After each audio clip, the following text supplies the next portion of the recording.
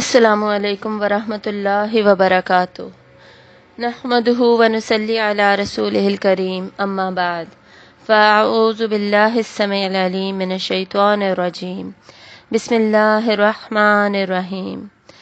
رب اشرح لی صدری ویسر لی امری واحلل عقدۃ من لسانی یفقہوا قولی واجعل لی وزیرا من اہلی رب زدنی علما اللہم الہمنی رشدی واعذنی من شر نفسی۔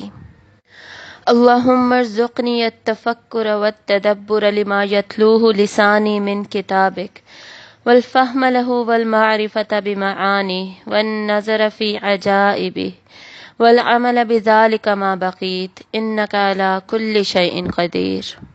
سبحانک لا علم لنا الا ما علمتنا انک انت العلیم الحکیم۔ اللہ تعالیٰ کے فضل و کرم سے آج ہم 29ویں پارے کا آغاز کریں گے اور یہاں سے مکی صورتوں کا بھی آغاز ہوگا۔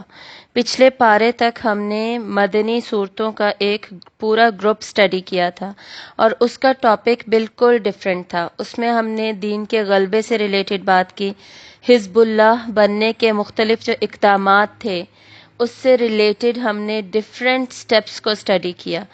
اب مکی صورتوں کا آغاز ہوگا اور ان کا ٹاپک بالکل ڈیفرنٹ ہے۔ اگر ہم ان جنرل بات کریں نا تو مکی صورتوں میں زیادہ تر ایمانیات کو ڈسکس کیا گیا ہے اور تمام انسانیت کو اکٹھے خطاب کر کے اللہ تعالیٰ نے بات کی ہے۔ اب جب ہمارے جیسے بورن مسلمز جو کہ پیدائشی مسلمان ہیں وہ جب ان صورتوں کو پڑھتے ہیں تو وہ سمجھتے ہیں کہ ہمیں آلریڈی یہ میسیجز پتہ ہیں، جو مکی صورتوں میں ڈسکشن ہوئی ہے وہ تو ہم جانتے ہیں، تو پھر کیا ہوتا ہے کہ وہ اس کو فار گرانٹیڈ لینے لگتے ہیں، ایزی لینے لگتے ہیں، سمجھتے ہیں کہ آلریڈی ہمیں پتہ ہے۔ اس سوچ کو اب ہم اپنے ذہن سے نکال کر ان صورتوں کا آغاز کریں گے۔ ہم اس طریقے سے اس بات کو سمجھیں گے کہ اس ایمانیات کی ڈسکشن جو ان صورتوں میں ہوئی ہے وہ ہم نے بچپن سے اتنی تفصیل میں نہیں سیکھی جتنی تفصیل میں اللہ تعالیٰ نے ہمیں قرآن مجید میں سکھائی ہے۔ ہم اپنے دماغ کو بالکل بلینک کر کے اور اپنی جھولی بالکل پھیلا کر ان صورتوں کو بھی سٹڈی کریں گے۔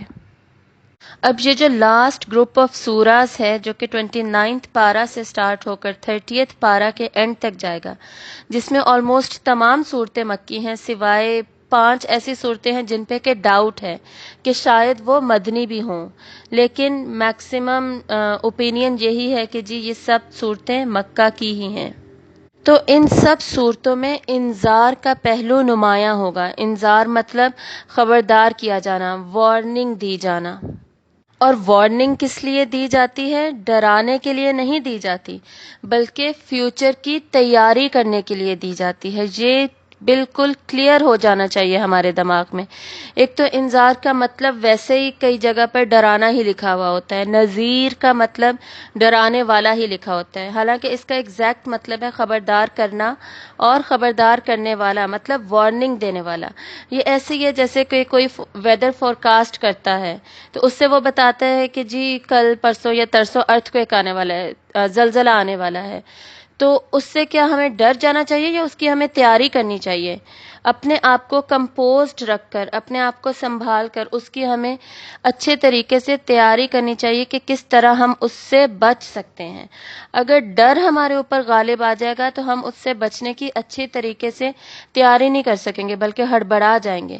تو یہ ڈر والا کانسیپٹ نہیں ہے یہاں پہ، بلکہ اس وارننگ کی وجہ سے ہم نے اپنے آپ کو سنبھلنے کی ٹریننگ کرنی ہے، اپنے آپ کو سکھانا ہے کہ کیا حق ہے کیا باطل ہے، صراط المستقیم کیا ہے، کون سے رستے پر چلنا ہے ہم نے، کہ ہمیں جس چیز کی وارننگ دی جا رہی ہے اسپیشلی ان آخری صورتوں میں اس چیز سے پھر ہم بچ سکیں، ہماری تیاری بالکل مکمل ہو۔ قرآن مجید کی صورتوں کی ان جنرل اگر ہم ڈویژن دیکھیں تو 2/3 آف قرآن جو ہے، 2/3 قرآن کا حصہ وہ مکہ کے دور میں نازل ہوا، مکی صورتیں ہیں ساری، تو مطلب کہ 2/3 جو قرآن ہے اس میں ایمانیات کو ہی ڈسکس کیا گیا ہے اور اس سب میں ہمیں انذار کا پہلو نظر آتا ہے۔ لیکن یہ جو صورتیں ہیں لاسٹ والی، ان میں انذار یا وارننگز اس طریقے سے دی گئی ہیں کہ وہ انسان کو چونکا کر رکھ دیں، اس کو سوچنے پر مجبور کر دیں، اس کو بیدار کر دیں، اس کو جھنجھوڑ کر رکھ دیں کہ تم سوچو، تم غور کرو، تم دیکھو اور تم سدھر جاؤ۔ اور بار بار اس چیز کا ریمائنڈر دیا گیا، اور اس ہر ریمائنڈر کا ایک نتیجہ بھی نکلتا ہے۔ اب اس کے نتیجے میں ہم جانتے ہیں کہ مکہ کے دور میں بہت زیادہ لوگ مسلمان نہیں ہوئے تھے، کم تعداد تھی مسلمانوں کی، مدینہ جا کر زیادہ لوگ مسلمان ہوئے، اور مکہ کے دور میں پھر جو اتنی صورتیں، میکسیمم صورتیں نازل ہوئیں اور ان میں انذار کا پہلو بھی تھا، تو پھر اس کا نتیجہ کیا نکلا؟ اصل بات یہ ہے کہ کوئی مانے یا کوئی نہ مانے، ایک نظریہ جو تھا نا وہ پیش کر دیا گیا، ایک جو ہوتا ہے گفتگو کا آغاز کر دینا وہ ہو گیا، سب میں ایک ڈسکشن سٹارٹ ہو گئی کہ ہاں آخرت کوئی چیز ہے، قیامت آ کے رہے گی، اللہ تعالیٰ کا سامنا کرنا ہوگا، اللہ تعالیٰ قیامت کے دن بدلہ دیں گے۔ تو یہ جو کانسیپٹ تھا نا، اس کی بنیاد رکھ دی گئی اور اس کی جڑوں کو بھی مضبوط کر دیا گیا، اور جب یہ پورے مکہ دور میں یہ جڑیں مضبوط ہوئیں نا، اس کے بعد مدنی دور میں مدینہ کی صورتوں میں اسی لیے ہمیں احکامات زیادہ ملتے ہیں، احکامات ان صورتوں میں غالب ہیں کہ یہ کرو یہ نہ کرو، کیا کرنا ہے کیا نہیں کرنا ہے، یہ ہمیشہ تب ہی بتایا جاتا ہے جبکہ انسان مان چکا ہو کہ میں یہ کر کیوں رہا ہوں، ایمان اس کا اس قدر سٹرونگ ہو چکا ہو، اس کو پتا ہو کہ اس کی بیسک کیا ہے، یعنی کہ توحید، رسالت، اور پھر اس کی اینڈ ریزلٹ کیا ہوگا، یعنی کہ آخرت میں۔ سورۃ الملک بھی مکی دور میں ہی نازل ہوئی، اور سورۃ الملک کی فضیلت ہم احادیث سے بھی ثابت ہے، آپ صلی اللہ علیہ وآلہ وسلم اسے روٹین میں باقاعدگی کے ساتھ تلاوت کیا کرتے تھے، اور آپ صلی اللہ علیہ وآلہ وسلم نے فرمایا کہ سورۃ الملک قبر کے عذاب سے بچاؤ کا ذریعہ بنے گی۔ تو ہمیں اس سورت کو حفظ کرنا چاہیے اور اس کو اپنی زندگی کا حصہ بنانا چاہیے، اور یہ جو ایسی صورتیں ہیں نا جن کی فضیلت ہمیں پتہ ہے، صحیح احادیث سے ثابت ہے، جن کو روز پڑھنے کی تلقین ہے، تو ان کا معنی اور تفسیر تو بہت اچھے طریقے سے ہمیں سمجھنا چاہیے۔ اور ایک بات میں یہاں پہ شیئر کر لوں کہ یہ جو صورت ہے بہت پہلے ہم نے حفظ کی تھی، اور کافی عرصہ پہلے جب میں نے فرسٹ ٹائم اس کو پڑھا تھا، اس کا ترجمہ پڑھا، تفسیر پڑھا، تو بار بار میرے ذہن میں ایک ہی چیز آتی تھی کہ اس میں وہی چیزیں کیوں ریپیٹ ہو رہی ہیں، کہ اللہ تعالیٰ وہی آسمان زمین سے ریلیٹڈ باتیں بتا رہے ہیں، تو فرق کیا ہوا؟ تو اب آ کر الحمدللہ مجھے اس بات کی ضرور سمجھ آ گئی کہ آخر یہ صورت باقی ساری صورتوں سے ڈیفرنٹ کس طریقے سے ہے، اور اس صورت میں اگر آسمان و زمین کا ہی ذکر ہے، اسی پر غور و فکر کا ذکر ہے، لیکن وہ ایک ڈیفرنٹ اینگل سے ہے، اور وہ اینگل ہے کیا؟ تو وہ انشاءاللہ میں آپ کے ساتھ شیئر کروں گی۔ جب تک وہ میرے سامنے کلیئر نہیں ہوا تھا نا، میری تسلی نہیں ہوتی تھی کہ میرا دماغ ہر وقت سوچتا ہی رہتا تھا کہ اس بات پر کہ آخر اس کی وجہ ہے کیا، ریپیٹیشن کیوں ہے۔ تو الحمدللہ آج ہم یہ بھی ڈسکس کریں گے۔ تو اگر اب صرف اس سورۃ الملک کا ہم ٹاپک دیکھیں تو اس میں ہم دیکھیں گے کہ اللہ تعالیٰ کی بادشاہت اور قدرت کا جو ظہور اس کی تخلیق میں ہے، اس کے ذریعے سے ہم اللہ تعالیٰ کو پہچانیں۔ اور کیوں پہچاننا ہے اللہ تعالیٰ کو؟ کیونکہ اللہ تعالیٰ کو پہچان کر ہی ہم اللہ تعالیٰ کی عبادت کر سکتے ہیں۔ اللہ تعالیٰ کی معرفت اللہ تعالیٰ کی عبادت کا ذریعہ بنتی ہے ہمارے لیے۔ اب اس ٹاپک کو ذہن میں رکھیے گا، اس کو ذہن میں رکھتے ہوئے ہم اس کے سیکشنز دیکھ لیتے ہیں۔ اور پہلے میں جنرل سٹیٹمنٹ بتا دوں کہ مکی صورتیں جو ہیں نا، ان میں یوزلی ڈویژن اسی طرح ہوتی ہے، جو تقسیم ہوتی ہے نا سیکشنز کی، وہ میری اسٹڈی کے مطابق بیسکلی جتنے بھی لوگوں نے سیکشنز پر قرآن مجید کی صورتوں کو ڈیوائڈ کر کے اس طرح ایکسپلین کرنے کی کوشش کی، ہر ایک نے اپنے طریقے سے، اپنے ڈیفرنٹ طریقے سے اسے ایکسپلین کیا ہے، لیکن جتنا میں نے آبزرو کیا ہے یا میں نے ریسرچ کی ہے، تو میرے مطابق یہ ہے کہ مکی صورتوں میں یوزلی فرسٹ آیات میں ہمیشہ انٹروڈکشن دیا جاتا ہے کہ اس صورت میں جو ٹاپک ڈسکس ہوگا نا، اس کا تعارف وہ سٹارٹ میں ہی دے دیا جاتا ہے، پھر بالکل اینڈ میں کنکلوژن ہوتا ہے۔ موسٹلی جو کنکلوژن ہوگا نا، جو نتیجہ نکل رہا ہوگا اس صورت کی ڈسکشن سے، وہ اینڈ میں دے دیا جاتا ہے، اور درمیان میں ہمیشہ ڈیٹیلڈ ڈسکشن ہوتی ہے۔ تو اس صورت کو بھی ابھی میں دیکھ رہی تھی، تو اس میں بھی اسی طرح ڈیویژن ہوگی۔ فرسٹ 2 آیات میں ہم اس صورت کا انٹروڈکشن دیکھیں گے، اور لاسٹ 2 آیات میں ہی ہم اس صورت کا کنکلوژن دیکھیں گے، اور بیچ میں پھر ڈفرینٹ ٹاپکس ڈسکس ہوں گے۔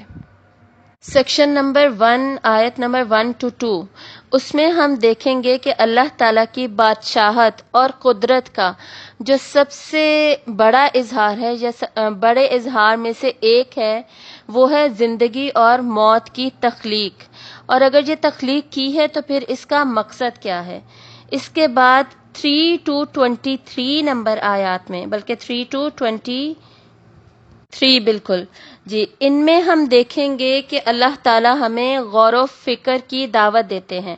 اس کو ہم فردر 3 سیکشنز میں ڈیوائڈ کریں گے۔ 3 to 23 جو تھا نا، اس کو فردر 3 سیکشنز میں اسٹڈی کریں گے۔ 3 to 14 اس میں اللہ تعالیٰ تخلیق آسمان کی بات کریں گے، اور پھر اس سے ریلیٹڈ عذاب اخروی، آخرت کے عذاب کا ذکر ہے تخلیق آسمان کے ساتھ ساتھ۔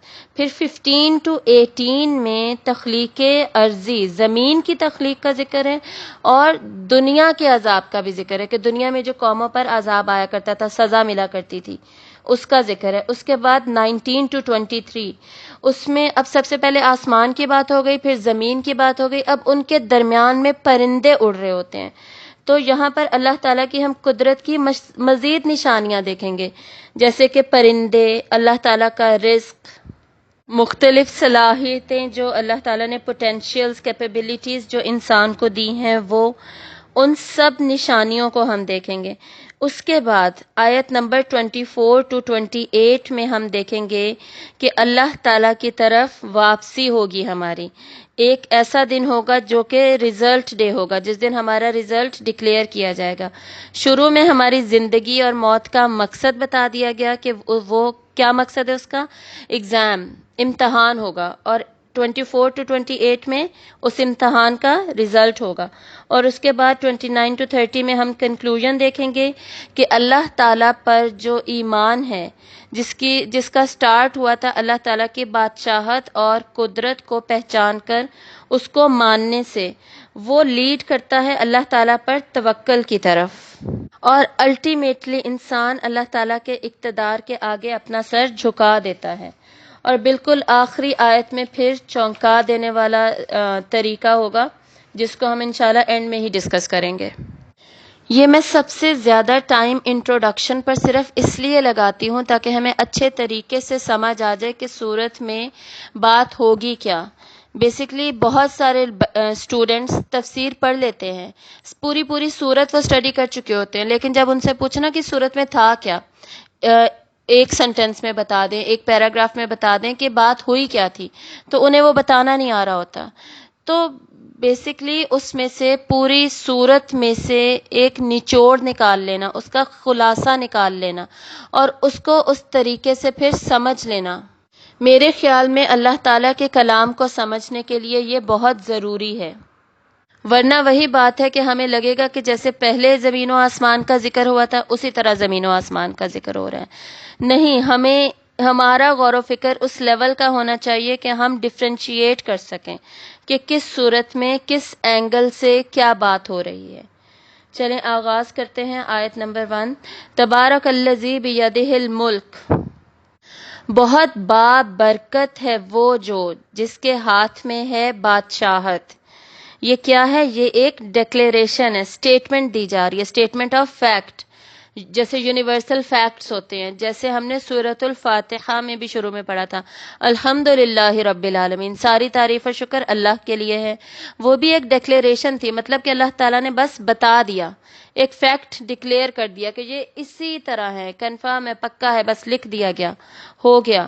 اسی طرح اللہ تعالیٰ بتا رہے ہیں کہ میری جو بادشاہت ہے، جو اللہ کی بادشاہت ہے، اس میں خیر ہی خیر ہے، اور اس اللہ کی بادشاہت کے نتیجے میں برکت اور خیر ہی خیر نکلتی ہے۔ تو اللہ تعالیٰ کے قبضہ قدرت میں ہے کہ اللہ تعالیٰ ہر چیز میں سے خیر اور برکت کو نکالیں، اور اتنی برکت اور اتنی خیر کہ کوئی اور کبھی بھی نہیں نکال سکتا اور کبھی بھی نہیں کر سکتا۔ اللہ تعالیٰ نے اس دنیا میں بھی چند لوگوں کو بادشاہت دے رکھی ہے، لیکن وہ بادشاہ کسی کا کتنا بھی بھلا کر دے، اس لیول کی بھلائی نہیں کر سکتے جس لیول کی اللہ تعالیٰ خیر اور بھلائی عطا کرتے ہیں۔ تو اللہ تعالیٰ کی بادشاہت کیا ہے؟ با برکت ہے۔ یہ یہاں پہ ڈکلیئر کیا جا رہا ہے۔ اب تبارک بیسیکلی ہوتا کیا ہے اور برکت ہوتی کیا ہے؟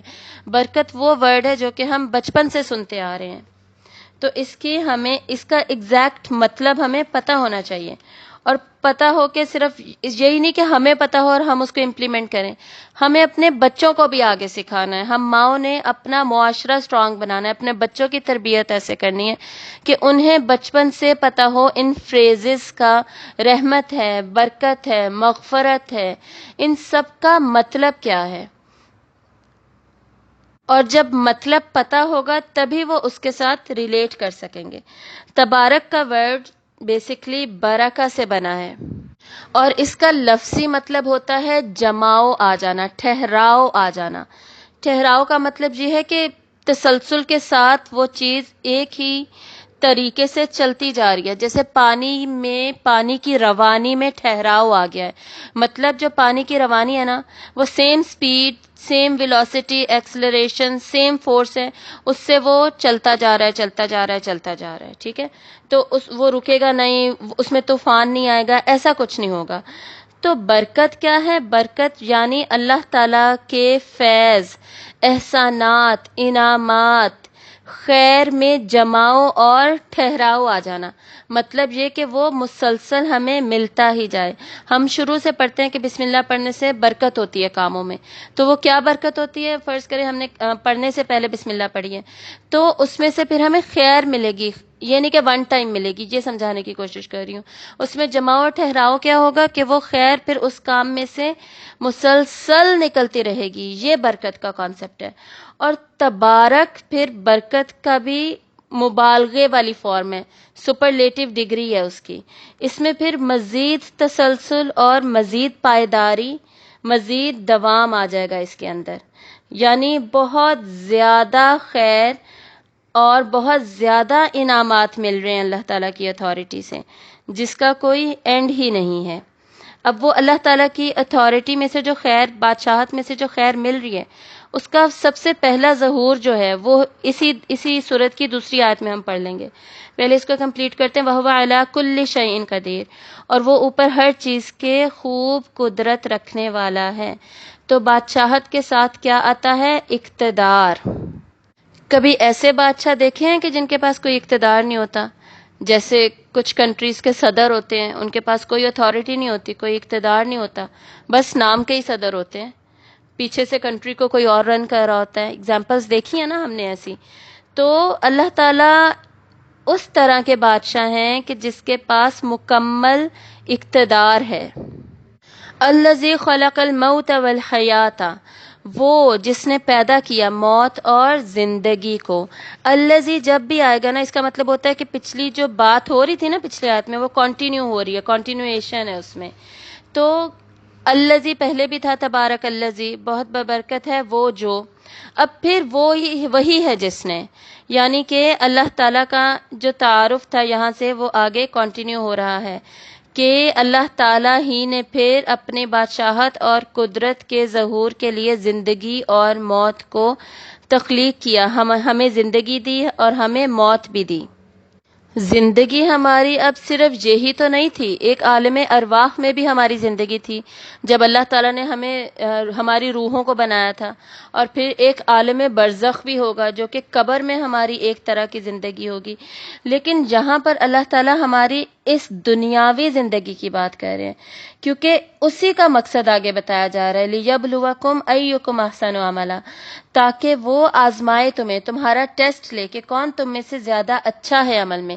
یعنی یہ جو زندگی ہے نا، اس کا مقصد بتا دیا گیا کہ تمہارا ایگزام ہوگا، یہ جو زندگی ہے یہ ایگزامینیشن پیریڈ ہے۔ اس سے پہلے عالم ارواح تھا، اس کے بعد عالم برزخ ہے، اس کے بعد آخرت کی زندگی ہوگی، بیچ میں موت بھی آئے گی۔ تو یہ ساری سٹیجز چلتی جائیں گی. ان ساری سٹیجز میں سے یہ جو دنیا کی زندگی ہے جس میں اللہ تعالیٰ نے ہمیں سب سے زیادہ ہوش دیا ہے اور عقل دی ہے اور سمجھ دی ہے تاکہ ہم یہ جو ٹیسٹ ہے نا اس کی اچھی طریقے سے تیاری کر سکیں اور تیاری کر کے ایگزام میں اچھا پرفارم کر سکیں, ہماری جو آزمائش ہے اس میں ہم کامیاب ہو سکیں. شعور دیا ہے اللہ تعالیٰ نے ہمیں اس زندگی میں, اسی لیے تو اس میں ہمارا ٹیسٹ ہے, ہماری اکاؤنٹیبلٹی ہے. اور یہ جو دنیا کی زندگی ہے یہ آخرت کی کھیتی ہے. اس زندگی میں ہم نے اپنی وقت ثابت کرنی ہے, اپنی ورتھ کو پروو کرنا ہے کہ ہم کتنا اچھا عمل کر سکتے ہیں, ہم اللہ تعالیٰ کے احکامات پر کتنے اچھے طریقے سے عمل کر سکتے ہیں اور کتنا اچھا ہم پرفارم کریں گے. وَهُوَ الْعَزِيزُ الْغَفُورُ.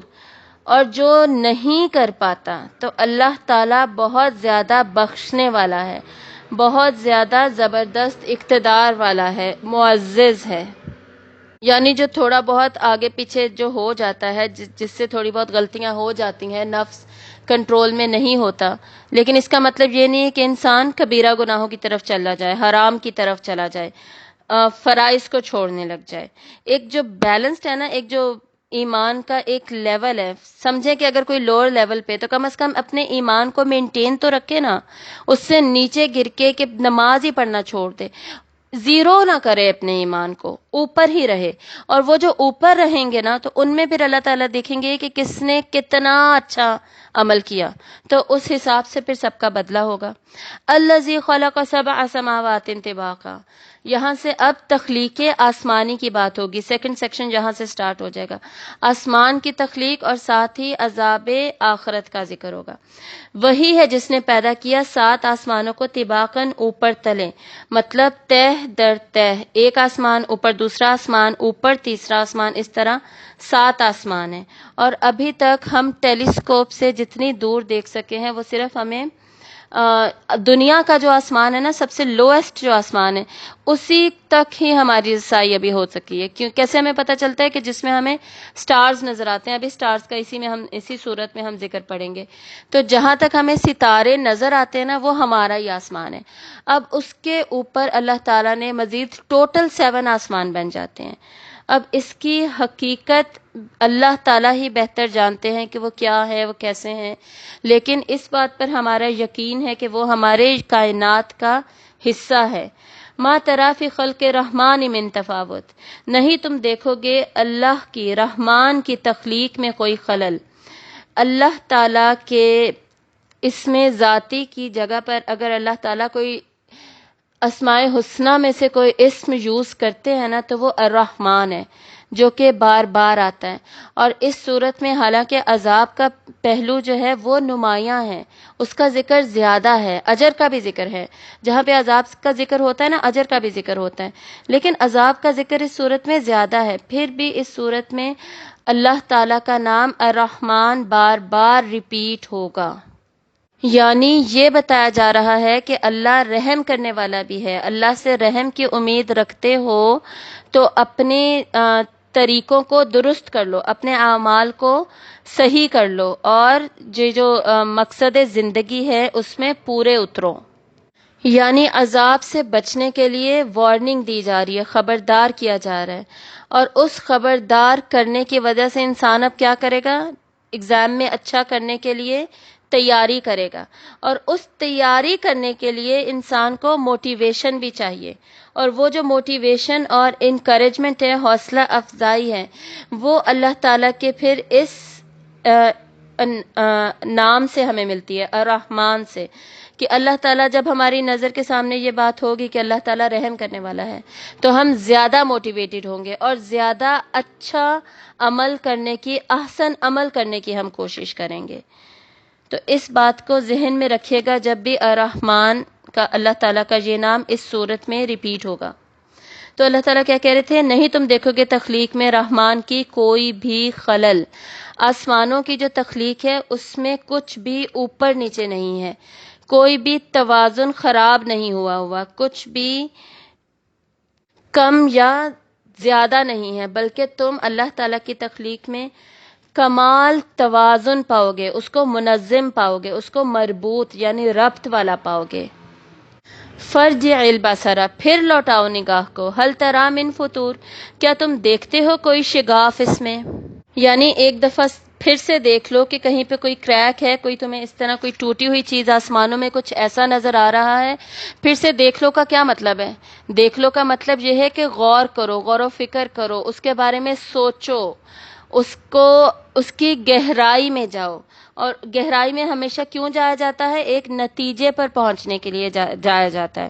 یہ نہیں کہ یہ دیکھنا بے مقصد ہوگا، ایسے ہی بندہ دیکھ رہا ہے اور انجوائے کر رہا ہے۔ انجوائمنٹ کے لیے اللہ تعالیٰ دیکھنے کو نہیں کہہ رہے، حالانکہ انجوائمنٹ بھی الاؤڈ ہے۔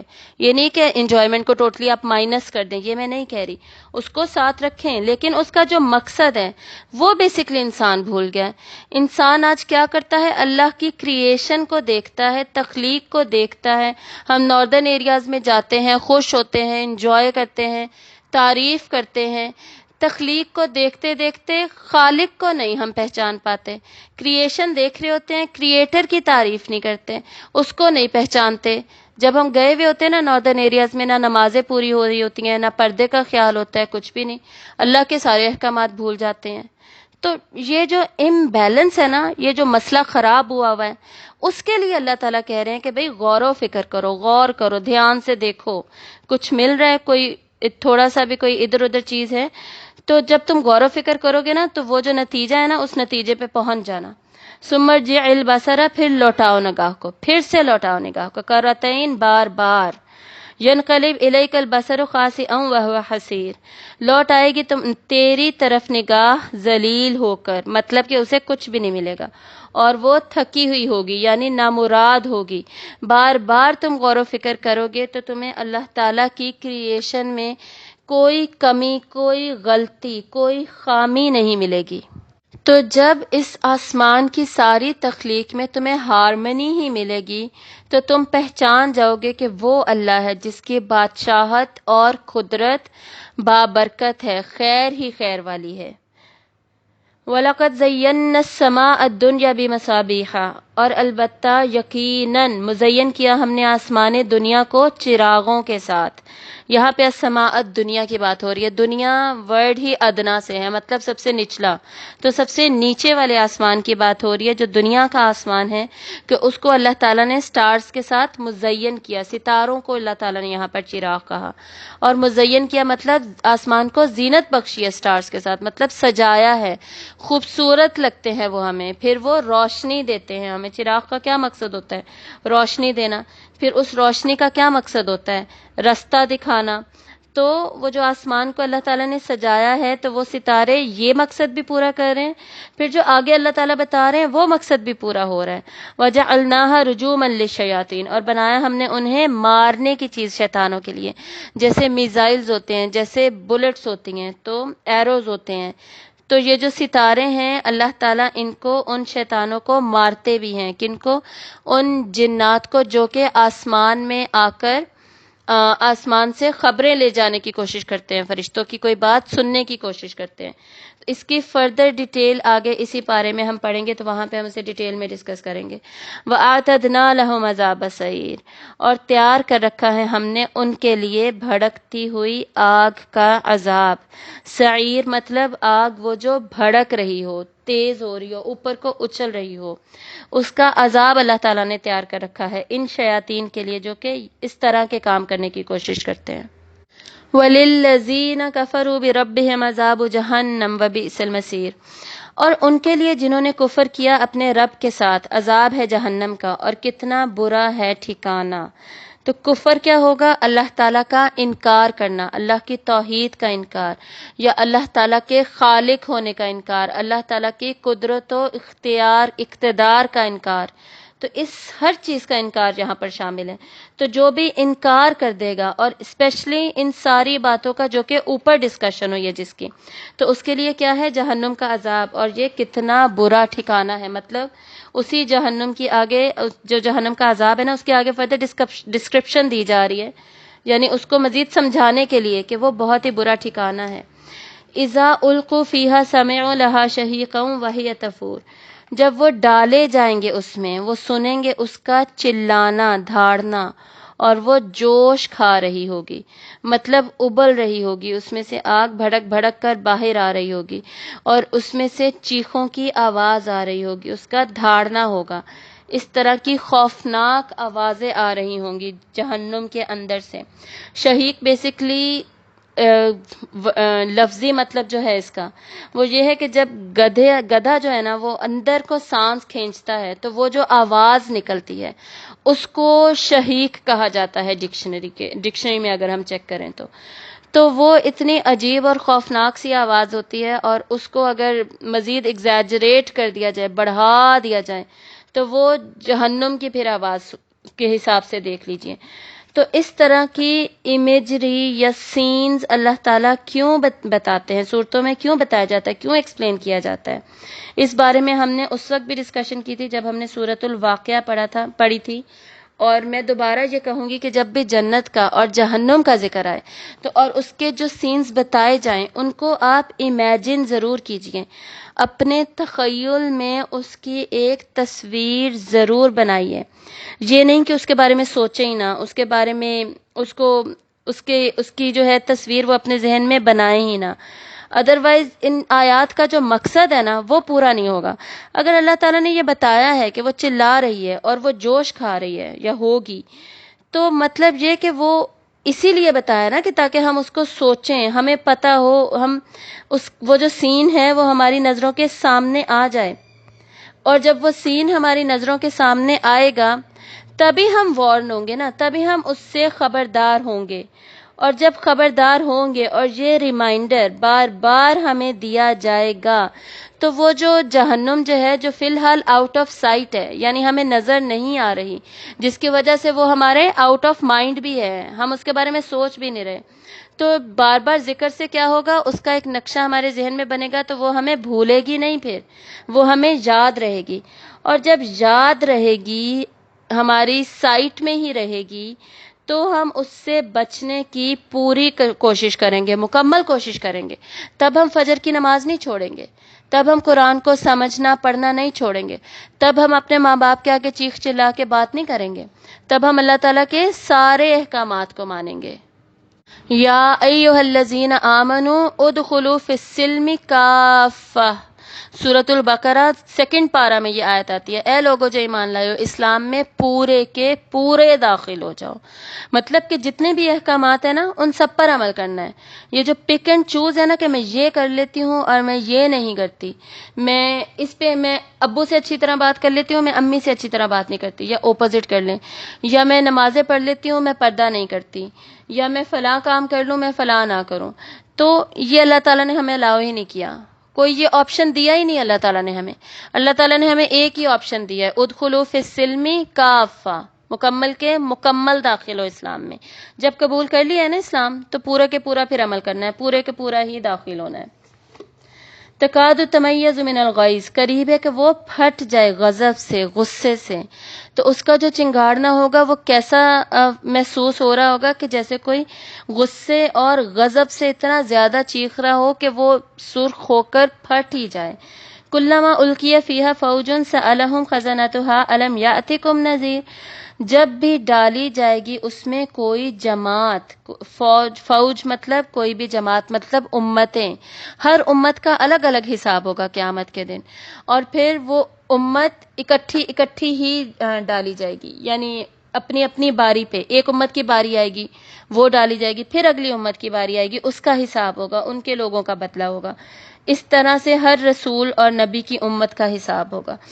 تو سألہم خزنتها، اس سے پوچھیں گے، خزین ہوتے ہیں نگران، ان کے جو جہنم کے نگران ہوں گے، جن کے بارے میں ہم نے پچھلی سورت میں بھی پڑھا تھا، تو الم یاتکم نذیر، کیا نہیں تمہارے پاس کوئی ڈرانے والا، خبردار کرنے والا، وارننگ دینے والا کوئی نہیں آیا تھا؟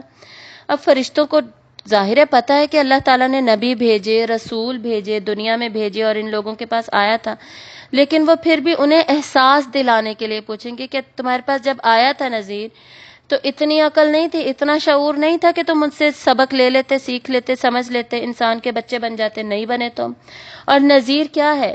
نذیر اللہ تعالیٰ نے قرآن مجید میں رسولوں کو کہا، رسولوں کو اور نبیوں کو نذیر کا لقب دیا، اور صرف رسول اور نبی کو نہیں، اللہ تعالیٰ نے قرآن کو بھی بشیر و نذیر کہا قرآن مجید میں، یعنی قرآن بھی ہے بشیر و نذیر۔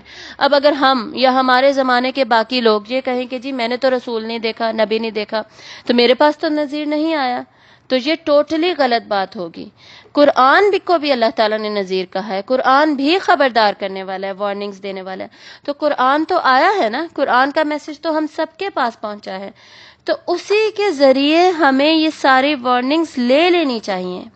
ابھی بھی اگر ہم عمل نہیں کرتے نا تو پھر پتہ نہیں کہ ہمیں کس زبان میں ان چیزوں کی سمجھ آئے گی۔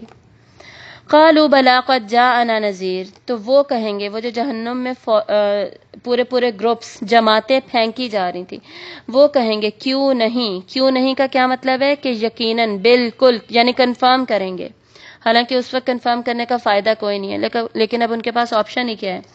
کیوں نہیں، یقیناً آیا ہمارے پاس ڈرانے والا ہمارے پاس آیا تھا۔ فَكَذَّبْنَا وَقُلْنَا مَا نَزَّلَ اللَّهُ مِن شَيْءٍ، تو جھٹلا دیا ہم نے اور ہم نے کہا نہیں نازل کی اللہ نے کوئی چیز۔ تو ایسا کتنا زیادہ ہوتا ہے، ابھی بھی بہت زیادہ ہوتا ہے، حالانکہ ہم شروع میں ہی بات کی تھی، پیدائشی مسلمان ہیں نا ہم، پھر بھی ہم کیا کر رہے ہوتے ہیں؟ جھٹلا دیا ہم نے اور کہا ہم نے اللہ نے ایسی کوئی چیز نازل ہی نہیں کی۔ کتنا، یعنی اس میں اب میں پھر سے وہی پردے کی اگزامپل دے رہی ہوں کیونکہ اس پہ یہ ڈسکشن بہت زیادہ ہوتی ہے، لوگ اس کو جھٹلاتے ہیں، مطلب ریجیکٹ کرتے ہیں، اور پھر کہتے ہیں کہ اللہ نے ایسی کوئی چیز نہیں نازل کی، ایسا کوئی حکم نہیں نازل کیا کہ جی کور کر کے رکھنا ہے، فرض ہے، پردہ کرنا ہے، ضروری ہے، کچھ نہیں ایسا اللہ نے نازل نہیں کیا۔ وہ جو حکم آتا ہے نا سورہ نور میں، احزاب میں، وہ تو اس زمانے کی عورتوں کے لیے تھا، ہمارے لیے نہیں تھا۔ بھئی اگر وہ ہمارے لیے نہیں تھا تو اللہ تعالیٰ نے قرآن مجید میں بار بار یہ کیوں کہا ہے؟ وَمَا هُوَ إِلَّا ذِكْرٌ لِّلْعَالَمِينَ، کہ یہ ذکر، یہ قرآن تو سارے جہانوں کے لیے ہے، تمام جہانوں کے لیے اس کے سبق ہیں، اس کے اسباق ہیں، اس میں جو جو آیات ہیں۔ تو اور کس لینگویج میں کہنا چاہیے تھا کہ ہر آیت کے ساتھ یہ لکھا ہو کہ جی یہ اب بھی اپلیکیبل ہے، فیوچر میں بھی اپلیکیبل ہوگی، پھر اگلے حکم کے ساتھ پھر لکھا ہو کہ جی یہ اب بھی اپلیکیبل ہے، یہ فیوچر میں بھی اپلیکیبل ہوگی۔ بھئی ایک ہی دفعہ بتایا جائے گا نا، یا یہ آیت بھی کئی دفعہ ریپیٹ ہوتی ہے کہ یہ تمام جہانوں کے لیے ذکر ہے، تو جتنی دفعہ ریپیٹ ہو رہی ہے بس وہ بتا دیا گیا نا، اب اور کس طرح بتایا جائے؟ تو پھر بھی ہم سیکھتے نہیں ہیں، اور یہ وارننگز دی جا رہی ہیں، اسی لیے میں وارننگز کے انداز میں ہم سب کو سمجھا رہی ہوں کہ ہمیں اپنے ایکٹس کو، اپنے اعمال کو درست کر لینا چاہیے۔ اور یہ جو اس وقت یہ جہنم میں جا کے یہ جو لوگ کہہ رہے ہیں نا، یہ ریئلائزیشن ہمیں ابھی ہو جانی چاہیے، وہ وہاں پہ ریئلائز کریں گے، تو یہ ریئلائزیشن ہمیں ابھی اس دنیا میں ہو جانی چاہیے۔ ان انتم الا فی ضلال کبیر، نہیں تم مگر گمراہی میں بہت بڑی۔ مطلب مسلمانوں کو گمراہ کہہ رہے ہوں گے کہ جو عمل کر رہے ہیں نا وہ گمراہ ہیں، وہ غلط کر رہے ہیں، ان کو پتہ ہی نہیں ہے، ایویں ایکسٹریمسٹ بنے ہوئے ہیں، اتنا بھی کیا اسلام کو فالو کرنا، اتنا بھی کیا جی پورے کے پورے ہی تم تو بدل کے ہی رہ گئے ہو، تم تو عبادت میں ہی لگ گئے ہو، بس تمہیں تو کچھ نظر ہی نہیں آ رہا۔ حالانکہ جب انسان دین کا ہوتا ہے نا تو وہ دنیا کو چھوڑتا نہیں ہے، اسے دین اور دنیا میں بیلنس رکھنا آ جاتا ہے۔ اللہ تعالیٰ اسے دین اور دنیا کی بھی کامیابی دیتے ہیں، دین کی بھی کامیابی دیتے ہیں۔ ایسے نہیں ہے کہ اللہ تعالیٰ دنیا میں اس کا ہاتھ ہی چھوڑ دیتے کہ جی تمہیں تو دین میں ہی، وہ آخرت میں ہی بدلہ ملے گا، بس دنیا میں تم لڑکھڑاؤ اور مجبور رہو اور بیمار ہو، فلاں فلاں فلاں، ایسا نہیں ہے، دونوں چیزیں دیتے ہیں اللہ تعالیٰ، اور اس کے بہت سارے پروفس ہمیں قرآن میں اسپیشلی مکی صورتوں میں ملیں گے۔ وَقَالُوا لَوْ كُنَّا نَسْمَعُ أَوْ نَعْقِلُ مَا كُنَّا فِي أَصْحَابِ سعیر، اور وہ کہیں گے، یعنی یہ جہنمی جو تھے، اگر ہوتے ہم سنتے، مطلب کنٹینیوسلی ہم اس میسج کو سن رہے ہوتے۔ سننے کا پہلے ذکر کیوں ہے کہ جب انسان سنتا ہے تبھی اس کے دل تک رسائی ہوتی ہے نا انفارمیشن کی، تب پہنچتی ہے انفارمیشن اس کے اندر، یا ہم عقل سے کام لیتے، کچھ سمجھتے، نہ ہوتے ہم بھڑکتی ہوئی آگ والوں میں سے، تو ہم بچ سکتے تھے اگر ہم اس میسج کو سن لیتے، ہم قرآن کی کا ترجمہ کی تفسیر سن لیتے، اس کو سمجھ لیتے. اگر کسی کو عربی آتی ہے تو وہ صرف قرآن کو ہی سن لیتا، ویسے ہی اس کو سمجھ لیتا. جس کو نہیں آتی تو اس کو سمجھنا چاہیے. اور احادیث بھی اس میں شامل ہوں گی. صرف یہ نہ سمجھے گا کہ قرآن کی ہی بات ہے، احادیث میں بھی قرآن کی ہی ایکسپلینیشن ہے. اگر قرآن میں تھیوری دی گئی ہے، نظریہ دیا گیا ہے، تو حدیث میں اس کی پریکٹیکل امپلیمنٹیشن ہے، وہ پریکٹیکل ہے. یہ تھیوری ہے، وہ پریکٹیکل ہے. تو اس کے بغیر ہمارا ریلیجن جو ہے نا، ہمارا دین اسلام، وہ مکمل نہیں ہے. فاعترفوا بذنبہم، تو وہ اعتراف کر لیں گے اپنے گناہ کا. اس کا گناہ کا اعتراف کرنے کا فائدہ ہوگا، لیکن وہ کیا کریں گے؟ وہ اس وقت ہی گناہ کا اعتراف کریں گے. فسحقا لاصحاب السعیر، تو دوری ہے، لعنت ہے بھڑکتی ہوئی آگ والوں کے لیے. کیا مطلب؟ ہم نے سورۃ التحریم میں ہی پڑھا تھا نا کہ جو لوگ گناہ کا اعتراف کر لیں گے، پھر توبہ کریں گے، توبۃ نصوحا کا ذکر ہم نے ابھی پچھلی ہی سورت میں پڑھا ہے. تو ان کے لیے کیا ہے؟ اللہ تعالیٰ کی قربت ہے، اللہ تعالیٰ کی مغفرت ہے. وہ کیا تھا؟ وہ دنیا میں گناہوں کو پہچان لینا تھا. دنیا میں ہی گناہوں کو پہچان لیا، توبہ کر لی، اللہ تعالیٰ کی قربت مل گئی. اب جہنم میں آ کے گناہوں کو پہچان رہے ہیں، اب جو مرضی کر لیں، جو مرضی بول لیں، تو دوری ہے، قربت نہیں ملے گی، مغفرت نہیں ملے گی، رحمت نہیں ملے گی، اب لعنت ہی ملے گی. تو بہتر نہیں ہے کہ تب جا کے ہم ریئلائز کریں؟ ابھی بجائے جو ہم بحثیں کرتے ہیں، نہیں فرض نہیں ہے، چھوڑ دو خیر ہے، چھوڑ دو خیر ہے. بہتر یہ نہیں ہے کہ جس چیز میں ڈاؤٹ بھی ہے وہ بھی کر لی جائے، تو بعد میں جا کے اگر پتہ چلے کہ یہ تو کرنا تھا، تو پھر اگر یہ پتہ چلے کہ یہ نہیں کرنا تھا، پھر بھی ہم ایکسٹرا پردہ فرض کریں، پردہ کرتے رہے، اور کسی وہاں جا کے پتہ چلے کہ جی ضرورت نہیں تھی، اتنی نہیں کرنا تھا، تو کیا مائنس ہو جائیں گے پوائنٹس؟ ایسا تو کچھ نہیں ہوگا نا. بلکہ جتنا زیادہ عمل کیا جائے، چاہے نفل سمجھ کے کیا جائے، تو اس کا ثواب ہی ہے. لیکن اگر جا کے یہ پتہ چلے کہ بھئی یہ تو فرض تھا، کیا کیوں نہیں، تو پھر تو بہت نقصان ہو جائے گا نا. تو اچھا ہے نا کہ ہم آج ہی اس گناہ کو ریئلائز کر لیں، کسی بھی گناہ کی بات کر لیں.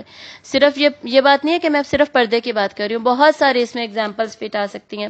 ماں باپ کی نافرمانی آج کل بہت زیادہ ہو رہی ہے، یہ ٹی وی، یہ ڈرامے، میوزک بہت بڑا فتنہ بنا ہوا ہے. میوزک کو بہت لوگوں نے آج کل حلال کر دیا ہے، اس کو سن رہے ہیں، اس کو الاؤ کیا ہوا ہے.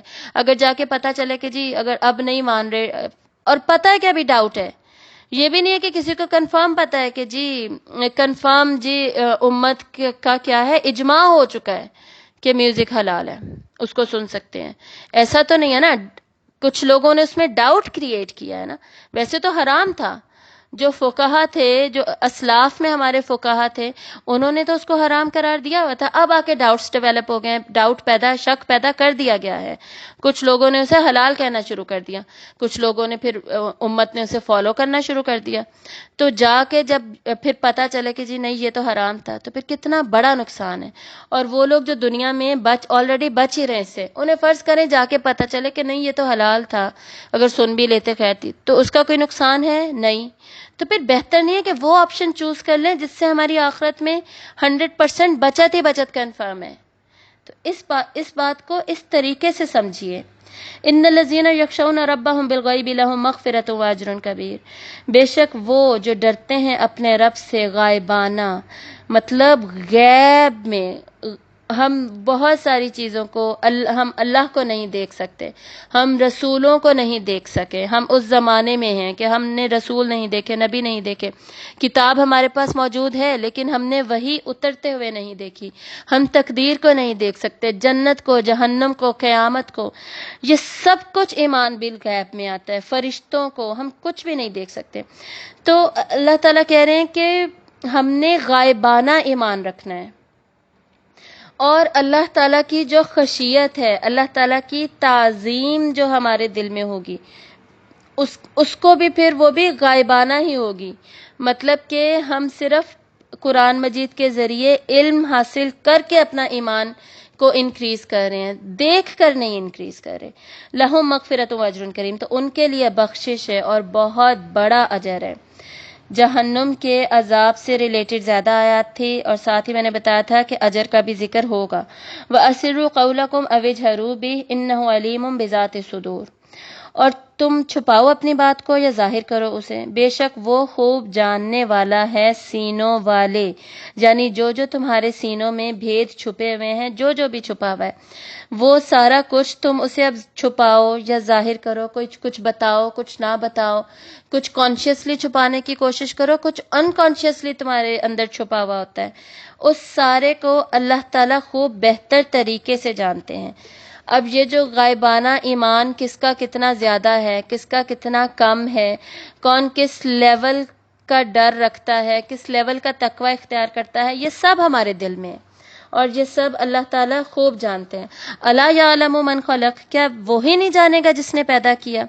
یہ انسان کی جو باڈی ہے، اس کا جسم ہے، اللہ نے کریٹ کیا، ہمارا دماغ، ہماری سوچ، ہماری کیپیبلٹیز اللہ نے کریٹ کی ہیں، تو کیا اللہ کو نہیں پتا ہوگا کہ ہمیں کیا کرنا چاہیے تھا اور کیا نہیں کرنا چاہیے تھا، ہمیں کس حساب سے چلنا چاہیے تھا، ہمارے لیے کیا اچھا تھا تو وہ اللہ نے جائز کیا، کیا ہمارے لیے برا تھا تو اللہ تعالیٰ نے ہمیں اس سے منع کر دیا؟ وہ سب تو جو کریٹر ہے، مینوفیکچرر ہے، اسی کو پتا ہوگا نا۔ اب ہمارا موبائل ہے، اس سے کسی نے بنایا ہے، اب اس میں کوئی فالٹ آتا ہے، کوئی پرابلم ہے، کچھ ہم سمجھنا چاہتے ہیں، ہم کون سے ڈیلر کے پاس جائیں گے؟ اگر سیمسنگ کا موبائل ہے، سیمسنگ کے ڈیلر کے پاس ہی جائیں گے، اور کس انسٹرکشن مینول کو فالو کریں گے؟ جو سیمسنگ جنہوں نے بنایا تھا نا، جو میکر تھا، اس نے اس موبائل کے ساتھ اگر کوئی انسٹرکشن مینول بھیجا ہے نا، اسی کو فالو کریں گے۔ ہم ادھر ادھر سے گائیڈنس انسٹرکشنز لے کے موبائل کو چلانے کی کوشش نہیں کریں گے۔ تو ہماری باڈی کو ہمیں چلانے کے لیے، اس دنیا میں امتحان میں سے گزارنے کے لیے اللہ نے یہ قرآن میں ہمیں انسٹرکشن مینول دے دیا، گائیڈنس دے دی، اور اللہ تعالیٰ ہی ہمارے کریٹر ہیں، تو پھر ہمیں کیا کہیں اور سے گائیڈنس ملے گی؟ کہیں اور سے پتہ چلے گا کہ ہم نے کیسے کرنا ہے؟ یہیں سے پتہ چلے گا، ادھر سے ہی پتہ چلے گا۔ تو ہماری تیاری کے لیے سلیبس قرآن اور حدیث میں موجود ہے، اس کے مطابق ہی ہم نے عمل کرنا ہے۔ وَهُوَ اللَّطِيفُ الْخَبِيرُ، اور وہی ہے بہت باریک بین، خوب باخبر۔ لطیف مطلب باریک سے باریک چیز کو بھی جاننے والا۔ اللہ باخبر ہے، اور کس چیز سے خبر ہے؟ یہ نہیں کہ بڑی بڑی باتیں پتہ ہے، باریک سے باریک، اندر سے اندر چھپا ہوا، ظاہر، تھوڑا بہت، سب کچھ اللہ تعالیٰ جانتا ہے۔ تو کیا اس کو نہیں پتا ہوگا جس نے بنایا ہے؟ اب تھرڈ سیکشن ہم اسٹڈی کریں گے، اس میں تخلیق ارضی، زمین کی تخلیق کا ذکر ہے۔ اس میں زمین کی تخلیق میں اللہ تعالیٰ کی بادشاہت اور قدرت کا جو ظہور ہوتا ہے، اس کو اسٹڈی کریں گے، اور اس میں دنیا میں جو عذاب قوموں پر آتے ہیں اس کا بھی ذکر ہوگا۔ هو الذی جعل لکم الارض، وہی ہے جس نے بنایا تمہارے لیے زمین کو ذلولا، تابع، فمشو فی مناکبہا، پس چلو اس کے اطراف میں، مطلب زمین کو تمہارے لیے بچھا دیا، فراشن، فرش بنا دیا، بچھونا بنا دیا کہ تم اس کے اوپر آرام سے چل پھر سکو۔ یہ نہیں کہ ہر جگہ ہی ڈبے کھڑبے ہیں، ہر جگہ ہی چٹانیں ہیں اور کھائیاں ہیں، تم جی سیدھا پلین لینڈ ہے ہی نہیں، تم کہیں پہ گھر ہی نہیں بنا سکتے، کہیں رہ ہی نہیں سکتے، کہیں چل پھر ہی نہیں سکتے، اور زمین جی بہت تیز گھومے جا رہی ہے، تمہارا بیلنس ہی نہیں ہے، تمہارا بیلنس خراب ہوا ہوا، تم گرے ہی جا رہے ہو، یا گریوٹی اتنی زیادہ ہو گئی ہے کہ تم لیٹے ہی ہوئے ہو، یا گریوٹی ختم ہی ہوگی ہے کہ تم اتنا ایک قدم اٹھاتے ہو وہاں جا کے گرتے ہو۔ ایسا کچھ بھی نہیں ہے، اللہ تعالیٰ نے اس کو تابع بنایا ہے، زمین کو مکمل طور پر اس کو اس طرح جھکا ہوا بنا دیا ہے کہ وہ ہمارے لیے مسخر ہو گئی ہے، ہمارے کام میں آ گئی ہے۔ تو اس کے اطراف میں، اس کے اوپر، اس کے جتنے بھی پلینز ہیں یا ماؤنٹینز ہیں، ان میں چلو پھرو، وَكُلُوا مِن رِزْقِهِ، اور اس کے رزق میں سے کھاؤ۔ زمین میں سے ہی اللہ تعالیٰ رزق نکالتے ہیں، اس کے رزق میں سے کھاؤ۔ وَإِلَيْهِ النُّشُورُ، اور اسی کی طرف دوبارہ اٹھنا ہے۔ یہ یہاں پر ریمائنڈر دیا جا رہا ہے کہ اللہ تعالیٰ نے جو اتنی تمہیں نعمتیں زمین میں دی ہیں، اور اللہ تعالیٰ خود کہہ رہے ہیں کہ اس میں تم چلو پھرو، مطلب گھومو پھرو، غور و فکر کرو، ناردرن ایریاز میں جاؤ، سنگاپور جاؤ، جہاں دل کرتا ہے جاؤ، تم چلو پھرو، گھومو، منع نہیں کیا، اور کھاؤ رزق میں سے، جہاں سے جب جیسے دل کرتا ہے کھاؤ پیو، کرو انجوائے، لیکن یہ یاد رکھنا کہ واپس اللہ کی طرف لوٹ کر آنا ہے۔ تو پھر تم کیا کرو گے کہ دنیا کی جتنی بھی انجوائمنٹس ہیں، ان کو جو اللہ تعالیٰ نے باؤنڈریز سیٹ کی ہیں، حدود بتا دی ہیں، یہ بارڈر ہے، اس کے اندر اندر انجوائے کرنا ہے، اس سے باہر نہیں تم نے نکلنا، تو وہ پھر ہمیں کبھی نہیں بھولے گا۔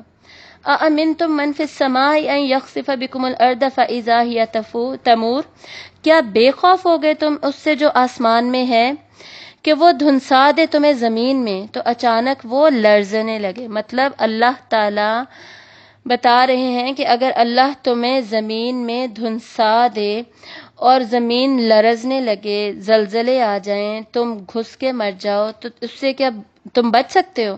تم اس بات سے بے خوف ہو گئے ہو؟ تمہیں اس بات سے ڈر نہیں لگتا؟ مطلب جو اللہ تعالیٰ وارننگز دے رہے ہیں اس کا تم پہ اثر نہیں ہو رہا. اب یہ کیا ہے؟ یہ دنیا میں جو سزائیں ملتی ہیں ان سزاؤں سے بھی باخبر رہنا چاہیے. اس چیز کا احساس ہونا چاہیے کہ ہمیں سزا صرف آخرت میں ہی نہیں ملے گی کہ دنیا میں کر لو جو کرنا ہے، خیر ہے، اللہ تعالیٰ تو معاف کرنے والے، رحم کرنے والے ہیں، آخرت میں کر دیں گے معاف، کوئی بات نہیں، آخر ہیں تو ہم آپ صلی اللہ علیہ وسلم کی امت میں سے نا، کلمہ تو پڑھا ہوا ہے. تو ایسا کچھ نہیں ہے. اللہ تعالیٰ کہہ رہے ہیں کہ تیاری کرو، دنیا میں بھی بچ کے رہو، دنیا میں بھی باخبر رہو، اس چیز کو ریئلائز کرو کہ عذاب، سزا مل سکتی ہے، دنیا میں بھی سزائیں ملتی ہیں اور آخرت میں تو پتہ ہے ہمیں کہ ملنی ہی ملنی ہے. ام امنتم من فی السماء ان یرسل علیکم حاصبا، کیا بے خوف ہو گئے تم اس سے جو آسمان میں ہے کہ وہ بھیجے تم پر پتھروں کی آندھی. تو اللہ تعالیٰ پتھروں کی آندھی بھی بھیج سکتے ہیں آسمان سے، جیسے پچھلی قوموں کو عذاب دینے کے لیے اللہ تعالیٰ نے بھیجا بھی. اور بالکل یہ بات درست ہے کہ اس قوم پر، آپ صلی اللہ علیہ وآلہ وسلم کی امت پر کلیکٹیو عذاب نہیں آ سکتا. مطلب آپ صلی اللہ علیہ وسلم نے دعا کی تھی کہ یا اللہ میری امت جو ہے نا وہ کسی قدرتی آفت کے عذاب سے ختم نہ ہو، تو وہ ختم نہیں ہوگی عذاب سے. اللہ تعالیٰ نے یہ دعا آپ صلی اللہ علیہ وسلم کی قبول فرمائی تھی. اس کا مطلب یہ نہیں ہے کہ چھوٹی چھوٹی سزائیں بھی نہیں ملیں گی. چھوٹی چھوٹی سزائیں کہیں کہیں کسی کسی کو کسی پارٹ میں کچھ لوگوں کو مل سکتی ہیں، پوری امت تباہ ہو کے ختم نہیں ہوگی. جیسے پرانے رسولوں نبیوں کی پوری امتوں کو سزائیں ملتی تھی، ان کے گناہوں کی وجہ سے ختم ہو جاتی تھی. تو ہمارے لیے کیا ہے؟ سزا بھی ہے، مہلت بھی ہے، دونوں چیزیں اللہ نے ہمارے لیے رکھی ہیں. اس کو یہ مت سمجھے گا کہ یہ ہمارے لیے ہے ہی نہیں. فَسَتَعْلَمُونَ كَيْفَ نَذِيرٌ، پس ان قریب تم جان لو گے کیسا ہے میرا خبردار کرنا، ڈرانا. یہ بھی جو میری وارننگ ہے یہ کس طرح کی ہے، یعنی اس کی حقیقت کیا ہے. ابھی یہ اگر تمہارے آؤٹ آف سائٹ ہے، تم اسے دیکھ نہیں پا رہے، تو تم اسے ریئلائز ہی نہیں کر رہے، مان نہیں رہے، اس لیول کا نہیں مان رہے جس لیول کا تمہیں ماننا چاہیے. یہ کیسے پتہ چلتا ہے کہ ہم اس لیول کا نہیں مان رہے؟ جب ہم ایمان لا کے عمل نہیں کر رہے ہوتے نا. ہم نے مانا ہوا ہے کہ اللہ ایک، اللہ کے حکم ماننا ہے، لیکن فجر نہیں پڑھ رہے، تو پھر وہ کانٹراڈکشن آ گئی نا، تضاد آ گیا.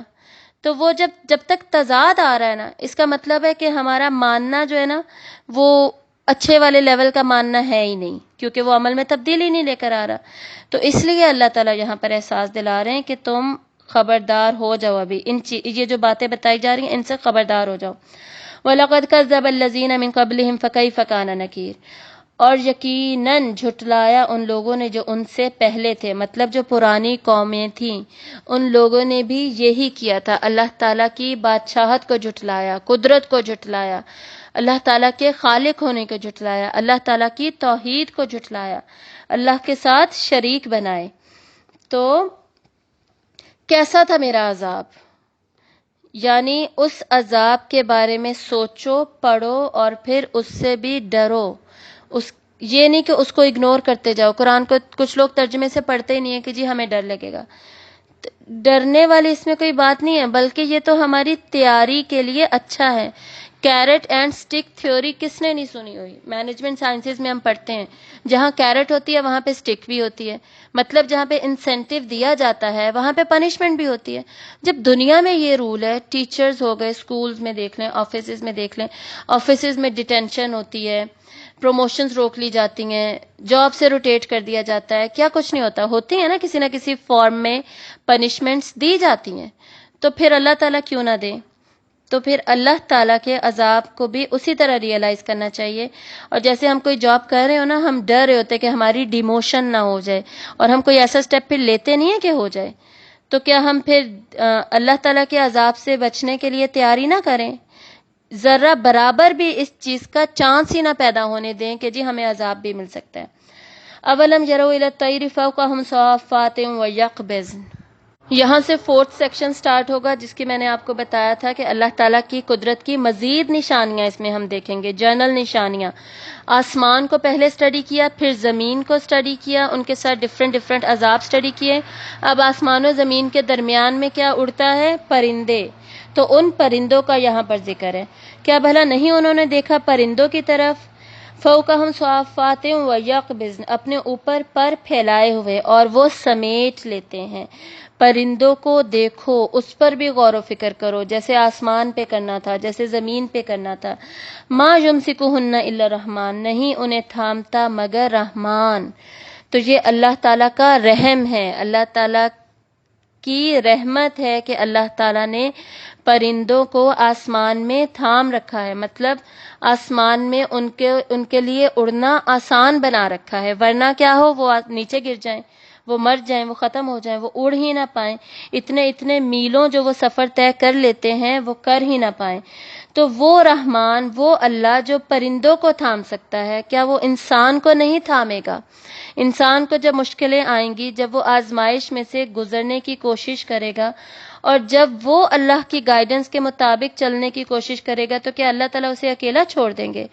یہ حدیث ہم جانتے ہیں نا کہ جو شخص اللہ کی طرف 1 قدم آتا ہے، اللہ اس کی طرف 10 قدم آتا ہے، اور جو اللہ کی طرف چل کر آتا ہے تو اللہ اس کی طرف دوڑ کر آتا ہے۔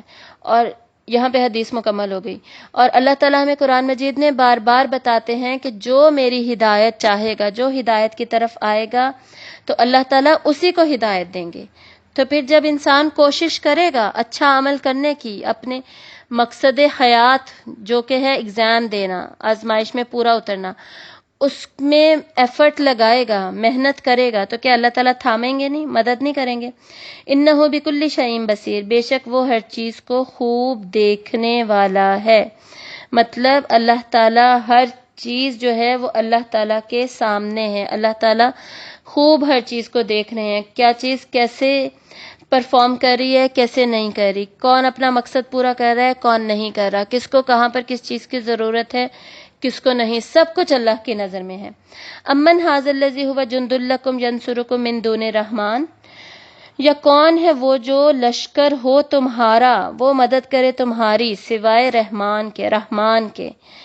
یعنی کیا اللہ تعالیٰ کے سامنے تم اتنی طاقت رکھ سکتے ہو کہ تم اپنی آرمیز بھی لے آؤ، اپنی مدد بھی لے آؤ، اپنے مددگاروں کو بھی لے آؤ، اور پھر تم اللہ تعالیٰ کے عذاب سے بچ سکو؟ جس عذاب کا اللہ تعالیٰ بتا رہے ہیں دنیا میں اور آخرت میں، ان سب سے تم بچ سکو؟ کیا ایسا پاسبل ہے؟ ان الکافرون الا فی غرور، نہیں ہے کافر مگر دھوکے میں، یہ صرف ان کا دھوکہ ہے کہ یہ بچ جائیں گے جو انکاری ہیں۔ تو یہاں پر دوبارہ ریمائنڈر دیا جا رہا ہے کہ یہ جو آیات ہے نا، ساری اوپر جتنی بھی آیات ہیں، ان سب سے سبق سیکھ لو، ادروائز اللہ تعالیٰ یقیناً رحم کرنے والے ہیں، رحمان ہیں، لیکن اللہ کی پکڑ سے کوئی بچا نہیں سکے گا۔ امن ھذا الذی یرزقکم ان امسک رزقہ، یا کون ہے وہ جو رزق دے تمہیں اگر وہ روک لے رزق اپنا؟ یعنی اللہ تعالیٰ اگر اپنا رزق جو وہ اللہ تعالیٰ انسان کو دے رہے ہیں وہ روک لیں، نہ دیں، تو کوئی اور ہے جو رزق دے سکتا ہے؟ اور رزق کو ہمیشہ اللہ تعالیٰ قرآن مجید میں خود سے منسوب کرتے ہیں، اپنے آپ سے۔ سورۃ البقرہ میں بھی ہم پڑھتے ہیں وَمِمَّا رَزَقْنَاهُمْ يُنْفِقُونَ، اور اس میں سے جو رزق دیا ہم نے انہیں، یعنی اللہ تعالیٰ ہمیشہ بتاتے ہیں کہ یہ جو رزق ہے جس کو تم اپنی ارننگ سمجھتے ہو، اپنی انکم سمجھتے ہو، اپنی محنت کا ذریعہ سمجھتے ہو یہ ریونیو میں نے ارن کیا ہے، یہ پروفٹ میری وجہ سے آیا ہے، اللہ تعالیٰ کہہ رہے ہیں نہیں، یہ سب تو میں نے دیا، یہ میری وجہ سے ہے، یہ اللہ تعالیٰ کی طرف سے، اللہ تعالیٰ اسے اپنے آپ سے ریلیٹ کر رہے ہیں، منسوب کر رہے ہیں۔ اور ہم سے کیا ریلیٹ کیا جاتا ہے؟ ہماری کمائی، ہماری ارننگ۔ یکسبون، کسبہ کا ورڈ کس چیز کے لیے آتا ہے؟ جو ہماری ارننگ ہے وہ اصل میں کیا ہے؟ قرآن مجید میں جو ارننگ ہے نا، وہ کہا گیا ہے ہماری اچھائیوں کو اور برائیوں کو، جو نیکیاں ہم کماتے ہیں وہ ہماری کمائی ہے، ارننگ وہ ہے، اور جو برائیاں یا گناہ ہم کما لیتے ہیں وہ ہماری کمائی ہے، اس کو اللہ تعالیٰ نے ہماری کمائی کہا ہے، رزق کو اللہ تعالیٰ نے ہماری کمائی نہیں کہا۔ یہ ایک غلط کانسیپٹ بن چکا ہے ہمارے دماغوں میں، بالکل غلط۔ اس کو ریپلیس کرنے کی ضرورت ہے، اور ریپلیس کر کے ریوائز کرنے کی ضرورت ہے اس کانسیپٹ کو۔ بل لجوا فی عتوب و نفور، بلکہ وہ اڑے ہوئے ہیں سرکشی میں اور بدکنے میں، نفرت میں۔ سرکشی مطلب اللہ تعالیٰ کی نافرمانی میں، اللہ تعالیٰ نے جو حدیں مقرر کی ہیں ان کو کراس کر رہے ہیں بار بار۔ اور یہ نہ سمجھیے گا کہ یہ اللہ تعالیٰ وہ پاسٹ قوموں کی، قریش کی، مشرکین کی، ان سب کی بات ہو رہی ہے، اپنے اوپر یہ آیات اپلائی کرنی ہے، ہم سب کی یہ بات ہو رہی ہے کہ کیا ہم لوگ، اب ہم نے یہ سوچنا ہے کہ ہم تو اللہ تعالیٰ کی نافرمانیوں میں نہیں پھنسے ہوئے، اڑے تو نہیں ہوئے، اسی میں تو نہیں لگے ہوئے، اور اس چیز سے ہمیں پھر ڈر ہی نہیں لگتا کہ اللہ نے جو ہمیں اتنی نعمتیں دے رکھی ہیں، اور رزق میں اللہ تعالیٰ کی ہر نعمت شامل ہوتی ہے، جتنی بھی اللہ نے ہمیں نعمتیں دی ہیں وہ سب اللہ کا رزق ہوتا ہے۔ تو وہ جو رزق ہے وہ کوئی اور دے سکے گا اگر اللہ تعالیٰ لے لیں، تو پھر ہم کس منہ سے اللہ کی نافرمانیاں کرتے ہیں، کس طریقے سے ہم اللہ کی پھر ہم نافرمانی کر سکتے ہیں۔ افمن یمشی مکبا علی وجہہ اہدی امن یمشی سویا علی صراط مستقیم۔ اب یہاں پر دو طرح کے لوگوں کا کمپیریزن ہو رہا ہے۔ کیا پھر وہ جو چلتا ہے اوندھا اپنے چہرے پر، اوندھا اپنے چہرے پر کون چلتا ہے؟ جھک کر، نیچے ہو کر، مطلب کرالنگ کر کے سمجھے کوئی چل رہا ہے۔ اس طرح یوزلی جانور چلتے ہیں نا، حیوانات اس طرح چلتے ہیں۔ یعنی جانور کیا ہوتے ہیں؟ وہ ہمیشہ دنیا کی زندگی میں مگن ہوتے ہیں، ان کا آخرت والا پہلو نہیں ہوتا ان کے ذہن میں، ان کو شعور نہیں ہوتی، ان کو عقل نہیں ہوتی۔ تو یہ انسان جو جھکا ہوا ہے اور جھک کے چل رہا ہے زمین پہ، وہ جانوروں والے کام کر رہا ہے، عقل اور شعور سے کام ہی نہیں لے رہا، اس نے اس کو زیرو کر رکھا ہے، آخرت کی کوئی فکر ہی نہیں ہے، دنیا میں مگن ہے، دنیا میں گم ہے، دنیا ادنا، جو ادنا چیز ہے اس کے پیچھے لگا ہوا ہے، اس کے پیچھے اس کی بھاگ دوڑ ہے، اس کو پانے کی کوشش کر رہا ہے۔ جو ہائر گول تھا، جو آخرت کو پانا تھا، وہ اس کے ذہن میں ہے ہی نہیں۔ کیا وہ زیادہ ہدایت یافتہ ہے؟ یعنی وہ صراط المستقیم پہ، وہ سیدھے رستے پر ہے، اس کو گائیڈنس ملی ہوئی ہے۔ امن یمشی سویا، یا وہ جو سیدھے رستے پر چلتا ہے، صراط مستقیم پر چلتا ہے، سیدھا ہو کر سامنے دیکھتے ہوئے، اللہ تعالیٰ سے گائیڈنس لیتے ہوئے، جو کہ سورۃ الفاتحہ میں ہم نے پڑھ لیا تھا۔ صراط المستقیم کیا ہے؟ صراط الذین انعمت علیہم، ان لوگوں کا رستہ جن پر تو نے یا اللہ انعام کیا۔ تو جن پر اللہ نے انعام کیا، پھر وہ دیکھنا پڑے گا نا کہ انعام کس پر کیا ہے، کون سے لوگ ہیں، انہوں نے کیا کیا تھا، کیسے کیا تھا، ان کے پاس گائیڈنس کون سی تھی۔ مطلب پورے شعور اور عقل کے ساتھ آنکھوں اور کان کو کھلا رکھتے ہوئے، دل کو بیدار رکھتے ہوئے، دل کو صاف رکھتے ہوئے اس سیدھے رستے پر جو چل رہا ہوگا وہ کامیاب ہوگا، وہ ہدایت یافتہ ہوگا۔ قل هو الذی انشأکم وجعل لکم السمع والابصار والافئدہ قلیلا ما تشکرون۔ کہہ دیجئے، آپ صلی اللہ علیہ وآلہ وسلم سے فرمایا جا رہا ہے کہ آپ کہہ دیجئے، وہی ہے اللہ۔ کون وہی ہے؟ جو شروع سے، اب یہ آیت کس سے ریلیٹ ہوگی؟ شروع میں جو اللہ تعالیٰ کی تعریف بیان ہوئی تھی، تبارک الذی بیدہ الملک، وہ جس کے ہاتھ میں بادشاہت ہے نا، وہی ہے جس نے پیدا کیا تمہیں، اور اسی نے بنایا تمہارے لیے کان اور آنکھیں اور دل۔ یعنی یہ جو کان اور آنکھیں اور دل ہے نا، جنہیں تم نے اب دنیا میں مصروف کر رکھا ہے، تو اسے اللہ نے بنایا تھا، اور ان چیزوں کے لیے بنایا تھا کہ یہ جو اوپر اللہ نے اپنی کائنات کی نشانیاں بتائی ہیں، ان پر غور و فکر کرو۔ جن نشانیوں سے اللہ تعالیٰ کی بادشاہت کا، اتھارٹی کا ہمیں پتہ چل رہا ہے، ان پر غور و فکر کر کے اس نتیجے پر پہنچ جاؤ کہ اللہ تعالیٰ کو ماننا ہے اور اللہ کے احکامات ماننے ہیں۔ اور اگر تم کان، آنکھ اور دل کو اس کے لیے نہیں یوز کر رہے تو پھر فائدہ کوئی نہیں ہے۔ تو پھر تم ایک تو اپنی یہ جو تمہاری فیکلٹیز ہیں، یہ جو تمہاری صلاحیتیں ہیں، دیکھنے کی، سننے کی، دل کو استعمال کرنے کی، عقل کا جو ادراک ہے نا قرآن مجید میں، عقل کو دل سے بھی ریلیٹ کیا گیا ہے، عقل کا ادراک دل پر بھی کیا گیا ہے۔ تو دل سے بھی انسان سوچتا ہے، سمجھ رکھتا ہے، دل میں انسان سمجھ اور بوجھ ہوتی ہے، ہمارے دل کو چوز کرتا ہے انسان دل کے ذریعے بھی۔ تو ان سب کو جس مقصد کے لیے بنایا تھا، اس مقصد میں تم استعمال نہیں کر رہے اور ان کا غلط استعمال کر رہے ہو۔ تو جب ہم کسی چیز کا غلط استعمال کرتے ہیں تو ہم کیا کر رہے ہوتے ہیں؟ اس کی ناشکری کر رہے ہوتے ہیں۔ اب آپ کے پاس گاڑی ہے، آپ اس کو چلا نہیں رہے، اس کو توڑ پھوڑ رہے ہیں، ادھر مار رہے ہیں، ادھر مار رہے ہیں، تو آپ بیسکلی اس کی جس نے آپ کو گاڑی دی ہے نا، آپ کے پیرنٹس نے، آپ ناشکری کر رہے ہیں ان کی. تو ناشکری کی جو ڈیفینیشن ہوتی ہے نا، اس میں یہ چیز بھی آتی ہے کہ اس چیز کا ٹھیک سے استعمال نہ کرنا، غلط استعمال کرنا. ٹھیک ہے، یہ کفران نعمت ہوتا ہے. ہم اردو میں کفران نعمت کا ورڈ یوز کرتے ہیں نا. کھانا جب ہم ضائع کرتے ہیں تو ہم کیا کہتے ہیں؟ ہم نے ناشکری کی. یعنی جو کھانے کا مقصد تھا اس کو اس کے لیے یوز نہیں کیا، کھایا نہیں، ضائع کر دیا، تو ناشکری کی. قلیلا ما تشکرون، کتنا کم تم شکر ادا کرتے ہو. اس چیز سے یہ بات ریلیٹ ہوگی. قل هو الذی ذرأکم، یہاں سے اب ٹاپک دوبارہ چینج ہوگا اللہ تعالیٰ کی طرف. واپسی کا ذکر ہوگا یہاں پر. مطلب ایگزام ڈے جو تھا، شروع میں ایگزام کا ذکر تھا کہ آزمائش ہوگی، زندگی اور موت کا مقصد ہی یہ. اس کے بعد آزمائش کے لیے تیاری کرنی ہے. یہ ساری جو 23 آیات تک ڈسکشن ہوئی، غور و فکر کر کے، کانٹمپلیشن کے ذریعے جب تم یہ کرو گے تو تم پھر کسی نتیجے پہ پہنچو گے. تو اب پہنچ رہے ہو نا نتیجے پہ، تو اب ٹائم آ گیا کہ اللہ تعالیٰ کے پاس پھر واپس چلیں. تو اب اس کی بات ہو رہی ہے، رزلٹ آنے کا ٹائم آ رہا ہے، قریب آ رہا ہے.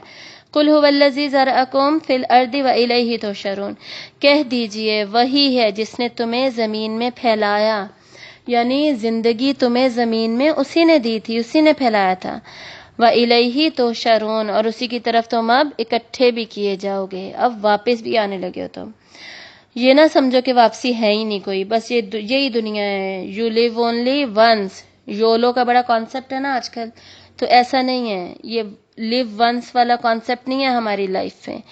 جو ہماری ہمیشہ کی فار ایور لائف ہے نا، وہ بعد کی ہی ہے. تو یہ تو 50-60 ایئرز میں ختم ہو جانی ہے. قیامت کا ایک دن ہی 50,000، ایک دن جو ہے وہ 50,000 سال کے برابر ہے. اتنی تو ہماری لائف نہیں ہوتی جتنا ہم نے قیامت کا دن گزارنا ہے. تو جو چاہتا ہے کہ وہ آسانی سے، جلدی سے، سکون سے گزر جائے، تو وہ اپنے اعمال کو درست کر لے. لیبلوکم ایکم احسن عملا، احسن عمل کر لے. وَيَقُولُونَ مَتَىٰ هَٰذَا الْوَعْدُ إِن كُنتُمْ صَادِقِينَ، اور وہ کہتے ہیں کب ہوگا یہ وعدہ اگر ہو تم سچے. مطلب جو لوگ قیامت پر، آخرت پر، دوبارہ اکٹھا کیے جانے پر اعتراض کرتے ہیں، وہ کہتے ہیں کہ تم بار بار قیامت کہتے ہو، تو یہ قیامت آئے گی کب؟ یہ کب آئے گی؟ کب ہوگا؟ یہ بھی تو بتاؤ.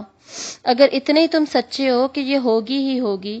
آپ کو پتہ ہے کہ آج کل بھی ایسے بہت سارے لوگ ہیں جو کہ اس پر بلیو ہی نہیں کرتے کہ قیامت آئے گی یا بدلہ ہوگا، اچھے کا اچھا اور برے کا برا بدلہ دیا جائے گا. اور وہ لوگ جو کہ یقین تو نہیں کہنا چاہیے، جو ایمان لاتے ہیں، ان کا ایمان یقین کے لیول کا ہی نہیں ہوتا. پھر سے وہی بات ریپیٹ کر رہی ہوں. کیسے پتہ چلتا ہے کہ ایمان یقین کے لیول کا نہیں ہے؟ جب ایمان کے بعد عمل میں تبدیلی نہیں آئی، نمازیں پوری نہیں پڑھ رہے، تو پھر کیسے آپ کا آخرت پر یقین ہے؟ جب پتہ ہے کہ نماز چھوڑنے کا عذاب ہے، تو پھر کیسے کوئی انسان چھوڑ سکتا ہے؟ تو جب عمل میں چینج ہی نہیں آ رہا، اس کا مطلب ہے کہ یقین ہی نہیں ہے، مان ہی نہیں رہے، دل سے مان ہی نہیں رہے. قل انما العلم عند اللہ، کہہ دیجئے آپ صلی اللہ علیہ وسلم، بے شک اس کا علم صرف اللہ کے پاس ہے. قیامت کب آئے گی اس کا کسی کو بھی نہیں پتا. وَإِنَّمَا أَنَا نَذِيرٌ مُّبِينٌ، اور بے شک میں تو صرف خبردار کرنے والا ہوں، واضح بالکل کلیئر وارننگز دینے والا ہوں. جیسے ٹی وی پہ آج کل کلیئر وارننگ دے دی جائے کہ جی کل بارش ہونی ہے، کل طوفانی بارش ہونی ہے، طوفان آنا ہے کل. اگر ہمیں 100% کلیئر کل ٹی وی پہ بتایا جاتا ہے، آج بتایا جاتا ہے، کل کلیئر، ہمیں 100% یقین ہو، تو ہم تیاری اس کی کریں گے اس کے مطابق کہ نہیں؟ اگر سیلاب آنا ہو یہاں پر تو ہم چھوڑ کے جائیں گے کہ نہیں جائیں گے؟ پکی بات بتائیں آپ. تو اسی حساب سے آپ صلی اللہ علیہ وسلم سے کہا جا رہا ہے کہ آپ کہیں کہ میں نے کلیئر وارننگ دی ہے تمہیں، تو پھر بھی تم مان کیوں نہیں رہے؟ پھر یہ سوال کیوں پوچھ رہے ہو کہ کب آئے گی، کیسے آئے گی، کیوں آئے گی، یہ وہ فلاں؟ بس پتہ چل گیا نا کہ آئے گی، تو بس تیاری کرو. مقصد کیا ہونا چاہیے؟ جب بھی ہمیں پتہ ہوتا ہے کہ ہمارے ایگزامز ہونے ہیں اور اس کا رزلٹ آنا ہے، ہم کوئی ڈگری لے رہے ہیں، اس میں ہم تیاری کر رہے ہیں، پیپر کی، بایولوجی کا پیپر ہے اور ہمیں پتہ ہے اس کا رزلٹ آنا ہے، تو کیا ہم تیاری نہیں کریں گے؟ فرض کریں کوئی ایسے ایگزامز ہوں جس کا ہمیں پتہ ہو کہ اس کا رزلٹ نہیں آنا، بس ٹیچر ایویں ایگزامز لے رہی ہیں بچوں کو ڈرانے کے لیے. کیا بچے کبھی اس پیپر کو سیریس لیتے ہیں؟ یا جب بچوں کو پتہ ہو کہ جی بورڈ کے ایگزامز ہیں اور اس سے پہلے صرف پریکٹس کے لیے جی آپ پیپر دینے کے لیے آ جائیں، صرف وہ 2-4 اسٹوڈنٹس پریکٹس کے لیے پیپر دینے کے لیے آئے ہوئے ہوتے ہیں، کیونکہ انہیں پتہ ہوتا ہے اس پیپر کی، اس ایگزام کی کوئی اہمیت ہی نہیں ہے. جب یہ پتہ ہوگا کہ ایگزام کا رزلٹ ڈکلیئر ہونا ہے، اہمیت ہے، تو سب اچھی تیاری کر کے پیپر کو دیں گے. تو فوکس اس پہ نہیں ہونا چاہیے کہ کب ہے قیامت، کب ہے، رزلٹ کب آئے گا، کیسے ہوگا، کیوں ہوگا. فوکس اس چیز پہ ہونا چاہیے کہ ہونا تو ہے نا، یقین تو ہے نا، تو تیاری کر لی جائے. فَلَمَّا رَأَوْهُ زُلْفَةً سِیئَتْ وُجُوهُ الَّذِینَ كَفَرُوا وَقِیلَ هَٰذَا الَّذِی کُنتُم بِهِ تَدَّعُونَ. پھر جب وہ دیکھ لیں گے اسے نزدیک، بگڑ جائیں گے ان کے چہرے، ان کے جنہوں نے کفر کیا، اور کہہ دیا جائے گا یہ ہے وہ جو تھے تم مانگا کرتے.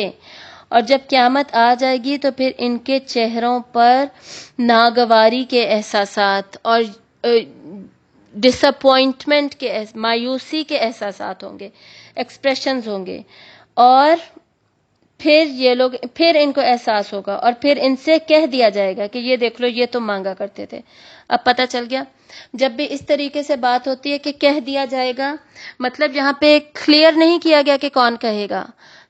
سبجیکٹ جو ہے وہ نہیں بتایا گیا. کیوں نہیں بتایا گیا؟ اس لیے نہیں بتایا گیا کیونکہ یہاں پر امپورٹنٹ آبجیکٹ ہے کہ ہم اہمیت اس چیز کو دیں کہ وہ آ کے ہی رہے گی، قیامت کا دن آ کے ہی رہے گا، اس سے کہیں فوکس نہ ہٹ جائے. اس لیے جو کہہ رہا ہے اس کا بتایا ہی نہیں گیا. قُلْ أَرَأَيْتُمْ إِنْ أَهْلَكَنِيَ اللَّهُ وَمَن مَّعِيَ أَوْ رَحِمَنَا. کہہ دیجئے کیا دیکھا تم نے اگر ہلاک کر دے مجھے اللہ اور اسے جو میرے ساتھ ہے، یا وہ رحم کرے ہم پر. فَمَن يُجِيرُ الْكَافِرِينَ مِنْ عَذَابٍ أَلِيمٍ. تو کون پناہ دے گا کافروں کو دردناک عذاب سے.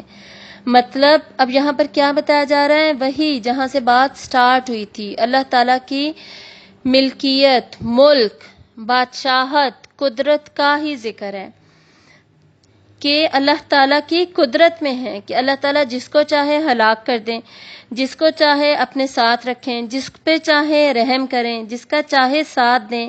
اللہ تعالیٰ کی مرضی ہے.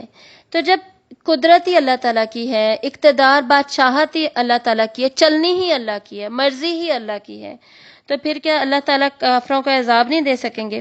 کافر مطلب یہ جو ہم نے پڑھا ہے سب کا انکار کرنے والے. قیامت تک بات ہم نے پڑھ لی ہے.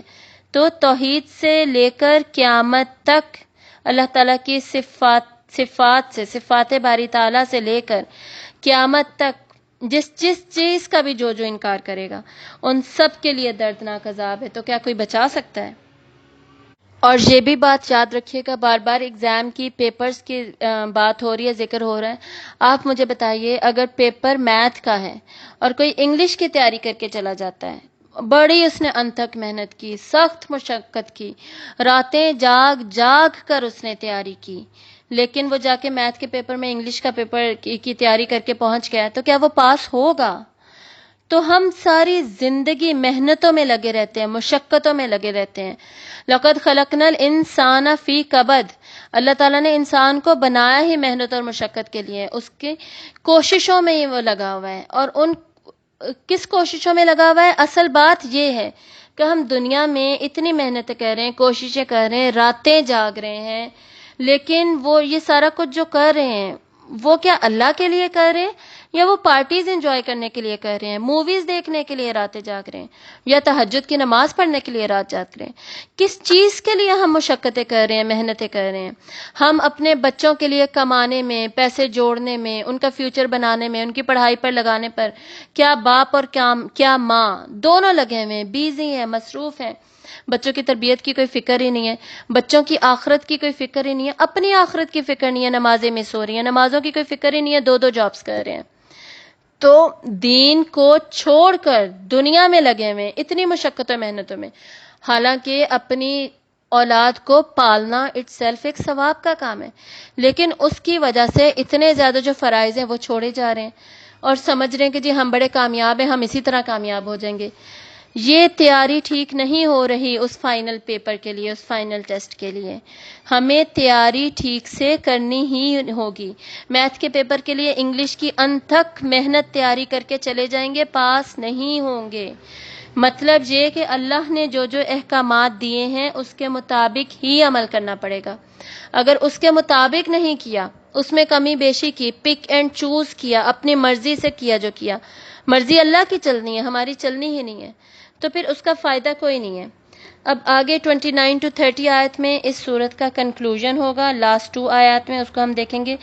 قل کہہ دیجئے ہوا رحمان آمنا، وہی ہے رحمان، ایمان لائے ہم، بھی اس پر، وعلیہ توکلنا، اور اسی پر توکل کیا ہم نے. اس پوری صورت میں اللہ تعالیٰ کی صفات کا ذکر ہے، اللہ تعالیٰ کی بادشاہت و قدرت کا ذکر ہے. تو وہی ہے رحمان، اس کے اوپر ہم ایمان، مکمل ایمان لے کر آئے ہیں. اور ہمارا جو ایمان ہے اس کی بیسس پر ہم نے اللہ پر ہی توکل کیا ہے. مطلب اللہ پر توکل کر کے ہم نے سارے گناہ، سارے غلط کام، سارا حرام کام سب چھوڑ دیا ہے. اور جو اللہ تعالیٰ کے احکامات تھے وہ اللہ پر توکل کر کے ہم نے مان لیے، ہم نے ان پر عمل کرنا شروع کر دیا. اب اس میں اللہ پر توکل کیا ہوگا کہ فرض کریں کوئی عمل کرنا سٹارٹ کرتا ہے، کوئی پردہ کرنا سٹارٹ کرتا ہے، فرض کریں کوئی داڑھی رکھتا ہے، تو اسے مشکلیں آئیں گی، لوگ مذاق اڑائیں گے، لوگ باتیں کریں گے، اتنا کچھ پوچھیں گے، ہو سکتا ہے رشتوں میں پرابلمز ہو، بہت ساری پرابلمز آ سکتی ہیں، کوئی نہ کوئی ایشو پرابلم آ سکتا ہے. لیکن وہ انسان کرے گا کیا؟ وہ اللہ پر توکل کرے گا.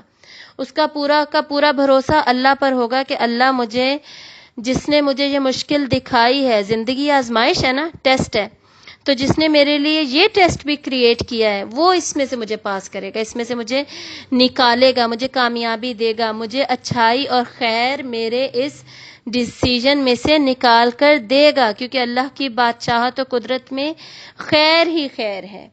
تو پھر یہ جو ہمارا ایمان ہوگا یہ اس کا نتیجہ نکلے گا توکل میں.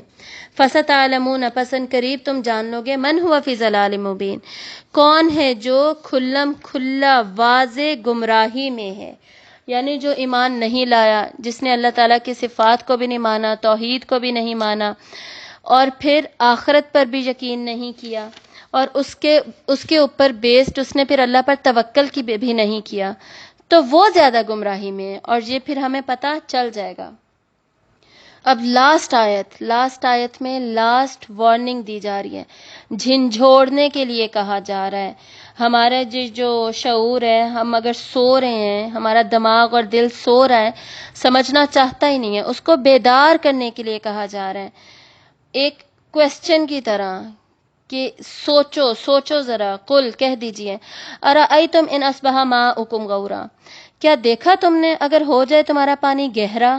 مطلب یہ جو اللہ نے سطح زمین کے اوپر تمہیں پانی پرووائڈ کر رکھا ہے، دریاؤں کی شکل میں، سمندروں کی شکل میں، اوشنز کی شکل میں، بارش کا پانی برس رہا ہے، مطلب کہ پانی تمہاری ایکسس میں ہے، ایکسیسیبل ہے تمہیں، وہ گہرا ہو جائے، وہ زمین کے اندر چلا جائے سارا، اور تم اس تک پہنچ ہی نہ سکو، اور نہ ہی وہ پانی تم تک پہنچ سکے. ابھی تو دونوں ہی چیزیں ہیں نا، ہم بھی پانی تک پہنچ جاتے ہیں، پانی بھی ہماری ایکسس میں ہی ہے. بارش آ جاتی ہے، ہم پانی لے سکتے ہیں، کنووں میں سے ہم آرام سے نکال لیتے ہیں، کسی دریا کے پاس جا کے ہم آرام سے لے لیتے ہیں، ایکسیسیبل ہے. لیکن اگر اتنا گہرا ہو جائے، مل ہی نہیں سکے، فَمَن يَأْتِيكُم بِمَاءٍ مَّعِينٍ، تو کون ہے جو تمہارے پاس بہتا ہوا پانی لائے گا. پانی اللہ تعالیٰ کی بادشاہت و قدرت کی وہ نشانی ہے، وہ اللہ تعالیٰ کی نشانیوں میں سے اللہ تعالیٰ کی قدرت کا ظہور ہے جو کہ کوئی بھی کریٹ نہیں کر سکتا، کوئی بھی نہیں بنا سکتا. اگر اللہ تعالیٰ نہ دیں کوئی نہیں دے سکتا، اگر اللہ ہماری پانی کی ضرورت پوری نہ کرے کوئی بھی نہیں کر سکتا، اگر اللہ تعالیٰ پانی کو روک لیں کوئی بھی نہیں لا سکتا. اور ہماری لائف کا یہ جو پلانٹ ہے اس کے اوپر زندگی کا، صرف ہماری زندگی نہیں کہنا چاہیے، کائنات کی ہر زندہ چیز کی زندگی کا جو تخلیق کا بنیادی انگریڈینٹ ہے وہ پانی ہے.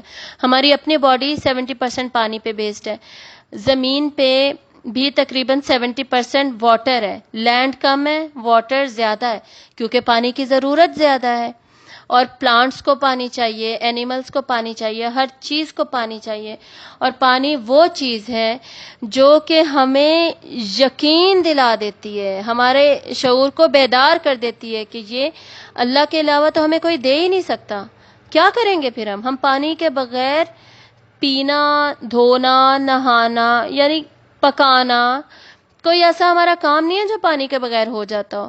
تو کیا کریں گے، کہاں سے لائیں گے، کہاں سے ہماری یہ ضرورت پوری ہوگی. تو جس کو اس چیز کا احساس ہو جائے نا وہ پھر اللہ تعالیٰ کا انکار نہیں کر سکتا، اور جو اللہ کا انکار نہیں کرتا نا وہ پھر عمل سے رکتا نہیں ہے۔ اور اس آیت کا جواب کدھر ہے؟ اس آیت کا، آخری آیت کا جواب ہے پہلی آیت میں ہی۔ وہ جس کے ہاتھ میں بادشاہت ہے، وہ خیر دیتا ہے، وہ برکت دیتا ہے، وہی ہے جو پانی کو نکال سکتا ہے، بہتے ہوئے جاری پانی کو ہمارے لیے لا سکتا ہے۔ ہم اتنے بے بس ہیں، اتنے مجبور ہیں، اتنے جھکے ہوئے ہیں کہ ہم کچھ بھی نہیں کر سکتے، کچھ بھی ہمارے بس میں نہیں ہے۔ چاہے اللہ تعالیٰ نے دنیا میں کسی کو تھوڑی بہت بادشاہت دے رکھی ہو، ایک تو یہ یاد رکھیے گا جو دنیا میں بادشاہت وغیرہ اللہ نے دے رکھی ہے وہ دنیا کے نظام کو پراپرلی اس لیول پر چلانے کے لیے دی ہے، یعنی سیاسی نظام ہے، معاشرتی نظام ہے، معاشی نظام ہے، جو رولز اینڈ ریگولیشنز ہیں کہ سوسائٹی ایک طریقے سے چلتی رہے، ڈسپلن رہے، اس کے لیے اللہ تعالیٰ نے دی ہے۔ اس لیے نہیں دی کہ وہ انسان خدا بن کے بیٹھ جائے اور دین اسلام کو ہی بدلنے لگ جائے، اللہ کے قانون کو بدلنے لگ جائے، اس لیے نہیں دیا۔ تو اللہ نے اگر کسی کو اقتدار بادشاہت دی بھی ہے نا تو اس میں اتنی ہمت نہیں ہے کہ وہ پانیوں کو کہیں سے لے آئے، اگر پانیوں کو اللہ تعالیٰ زمین میں چھپا دیں، اتنا زیادہ گہرا کر دیں۔ تو اب بتاؤ، مانتے ہو کہ نہیں مانتے کہ قدرت اور بادشاہت کس کی ہے؟ ساری کی ساری خیر کا منبع، ذریعہ کون ہے؟ سب سے زیادہ رحم کرنے والا الرحمن کون ہے؟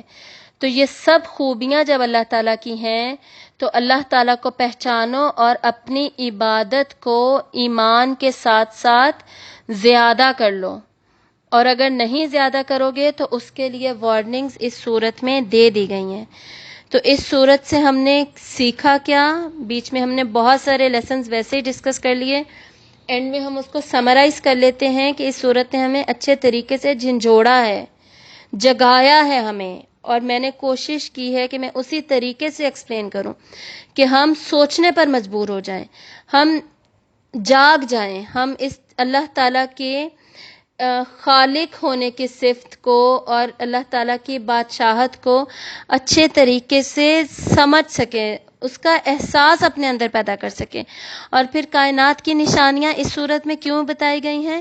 تاکہ ہم ان پر غور و فکر کریں اور ان کو اپنا سلیبس بنائیں، اس پر غور و فکر ہمارا سلیبس ہوگا۔ جیسے بایو کا اگر پیپر ہو، بایولوجی کا، تو بایولوجی کے بک کے اندر جو جو لکھا ہوا ہے وہ سلیبس ہوگا نا، اس پہ غور و فکر کرنا ہے، اس کو پڑھنا ہے، اس کی ڈسکشن کی جائے گی، اس کی ڈیپتھ میں جایا جائے گا، گہرائی میں جایا جائے گا۔ تو یہی ہوتا ہے بیسکلی غور و فکر کرنا۔ تو غور و فکر فی الحال کیا ہے؟ کائنات ہے، پورا یونیورس ہے، جو کہ اس صورت میں اللہ تعالیٰ نے ہمیں ایز اے سبجیکٹ دیا ہے، اس پہ غور و فکر کرو۔ غور و فکر کیوں کرنا ہے؟ تاکہ ہم نتیجے پہ پہنچ سکیں۔ نتیجہ کیا ہونا چاہیے؟ احسن و عملا، کہ جو اللہ تعالیٰ نے ہمیں اس دنیا کی زندگی میں آزمائش ٹیسٹ دیا ہے، لیبلوکم، کہ وہ آزما رہا ہے ہمیں تاکہ کون پتہ چل جائے اللہ کو اچھا عمل کون دیتا ہے، اب اچھا رزلٹ کون پروڈیوس کر کے دکھائے گا۔ تو اس لیے ہم نے یہ سارا کچھ کرنا ہے، یہ ساری کائنات پر غور و فکر کرنا ہے، اور اسی لیے تخلیق کا ذکر ہے اس صورت میں کہ ہم تیاری کر لیں اور نتیجے پر پہنچ جائیں، اور صرف پہنچ ہی نہ جائیں، پاس بھی ہو جائیں۔ نتیجہ ہمیشہ دو طرح کا ہو سکتا ہے نا، فیل بھی، پاس بھی۔ تو وہ فیل ہونے کی طرف نہیں جانا، پاس ہونے کی طرف جانا ہے۔ اور اسی لیے اس سورت کو رات کو پڑھنے کا حکم بھی ہے، تاکہ ہم اس سورت کو روز رات کو پڑھیں اور روز رات کو ہمیں ریمائنڈر ملے، ہماری یاد دہانی ہو، بار بار اس سورت کا میسج ہمیں یاد آ جائے، اور پھر ہم اس کے مطابق اپنے عمل کو ڈھال لیں۔ جب بار بار ہمیں پتہ چلے گا کہ یہ دنیا کیوں بنائی گئی ہے، اس میں یہ سارا کچھ ہے، اس کو ہم نے دیکھ کے کیا سوچنا ہے، کس نتیجے تک پہنچنا ہے، اور اللہ تعالیٰ دیکھ رہے ہیں کہ کون اچھا عمل کر رہا ہے، کون برا عمل کر رہا ہے، تو کیا وہ انسان پھر اللہ تعالیٰ کے کسی حکم کا انکار کرے گا؟ نہیں کرے گا۔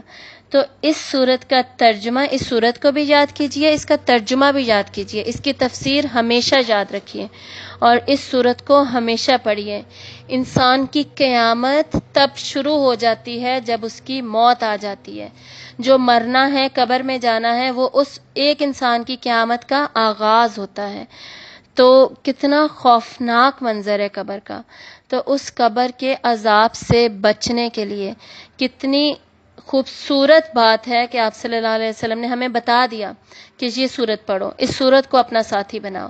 تو ہمیں چاہیے کہ ہم اس سورت کو اپنا ساتھی بنائیں اور اس وارننگ کو لے لیں، خبردار ہو جائیں، اور ہر طرح کی سزا سے، دنیا کی سزا سے بھی اور آخرت کی سزا سے بچنے کے لیے پوری تیاری کر لیں.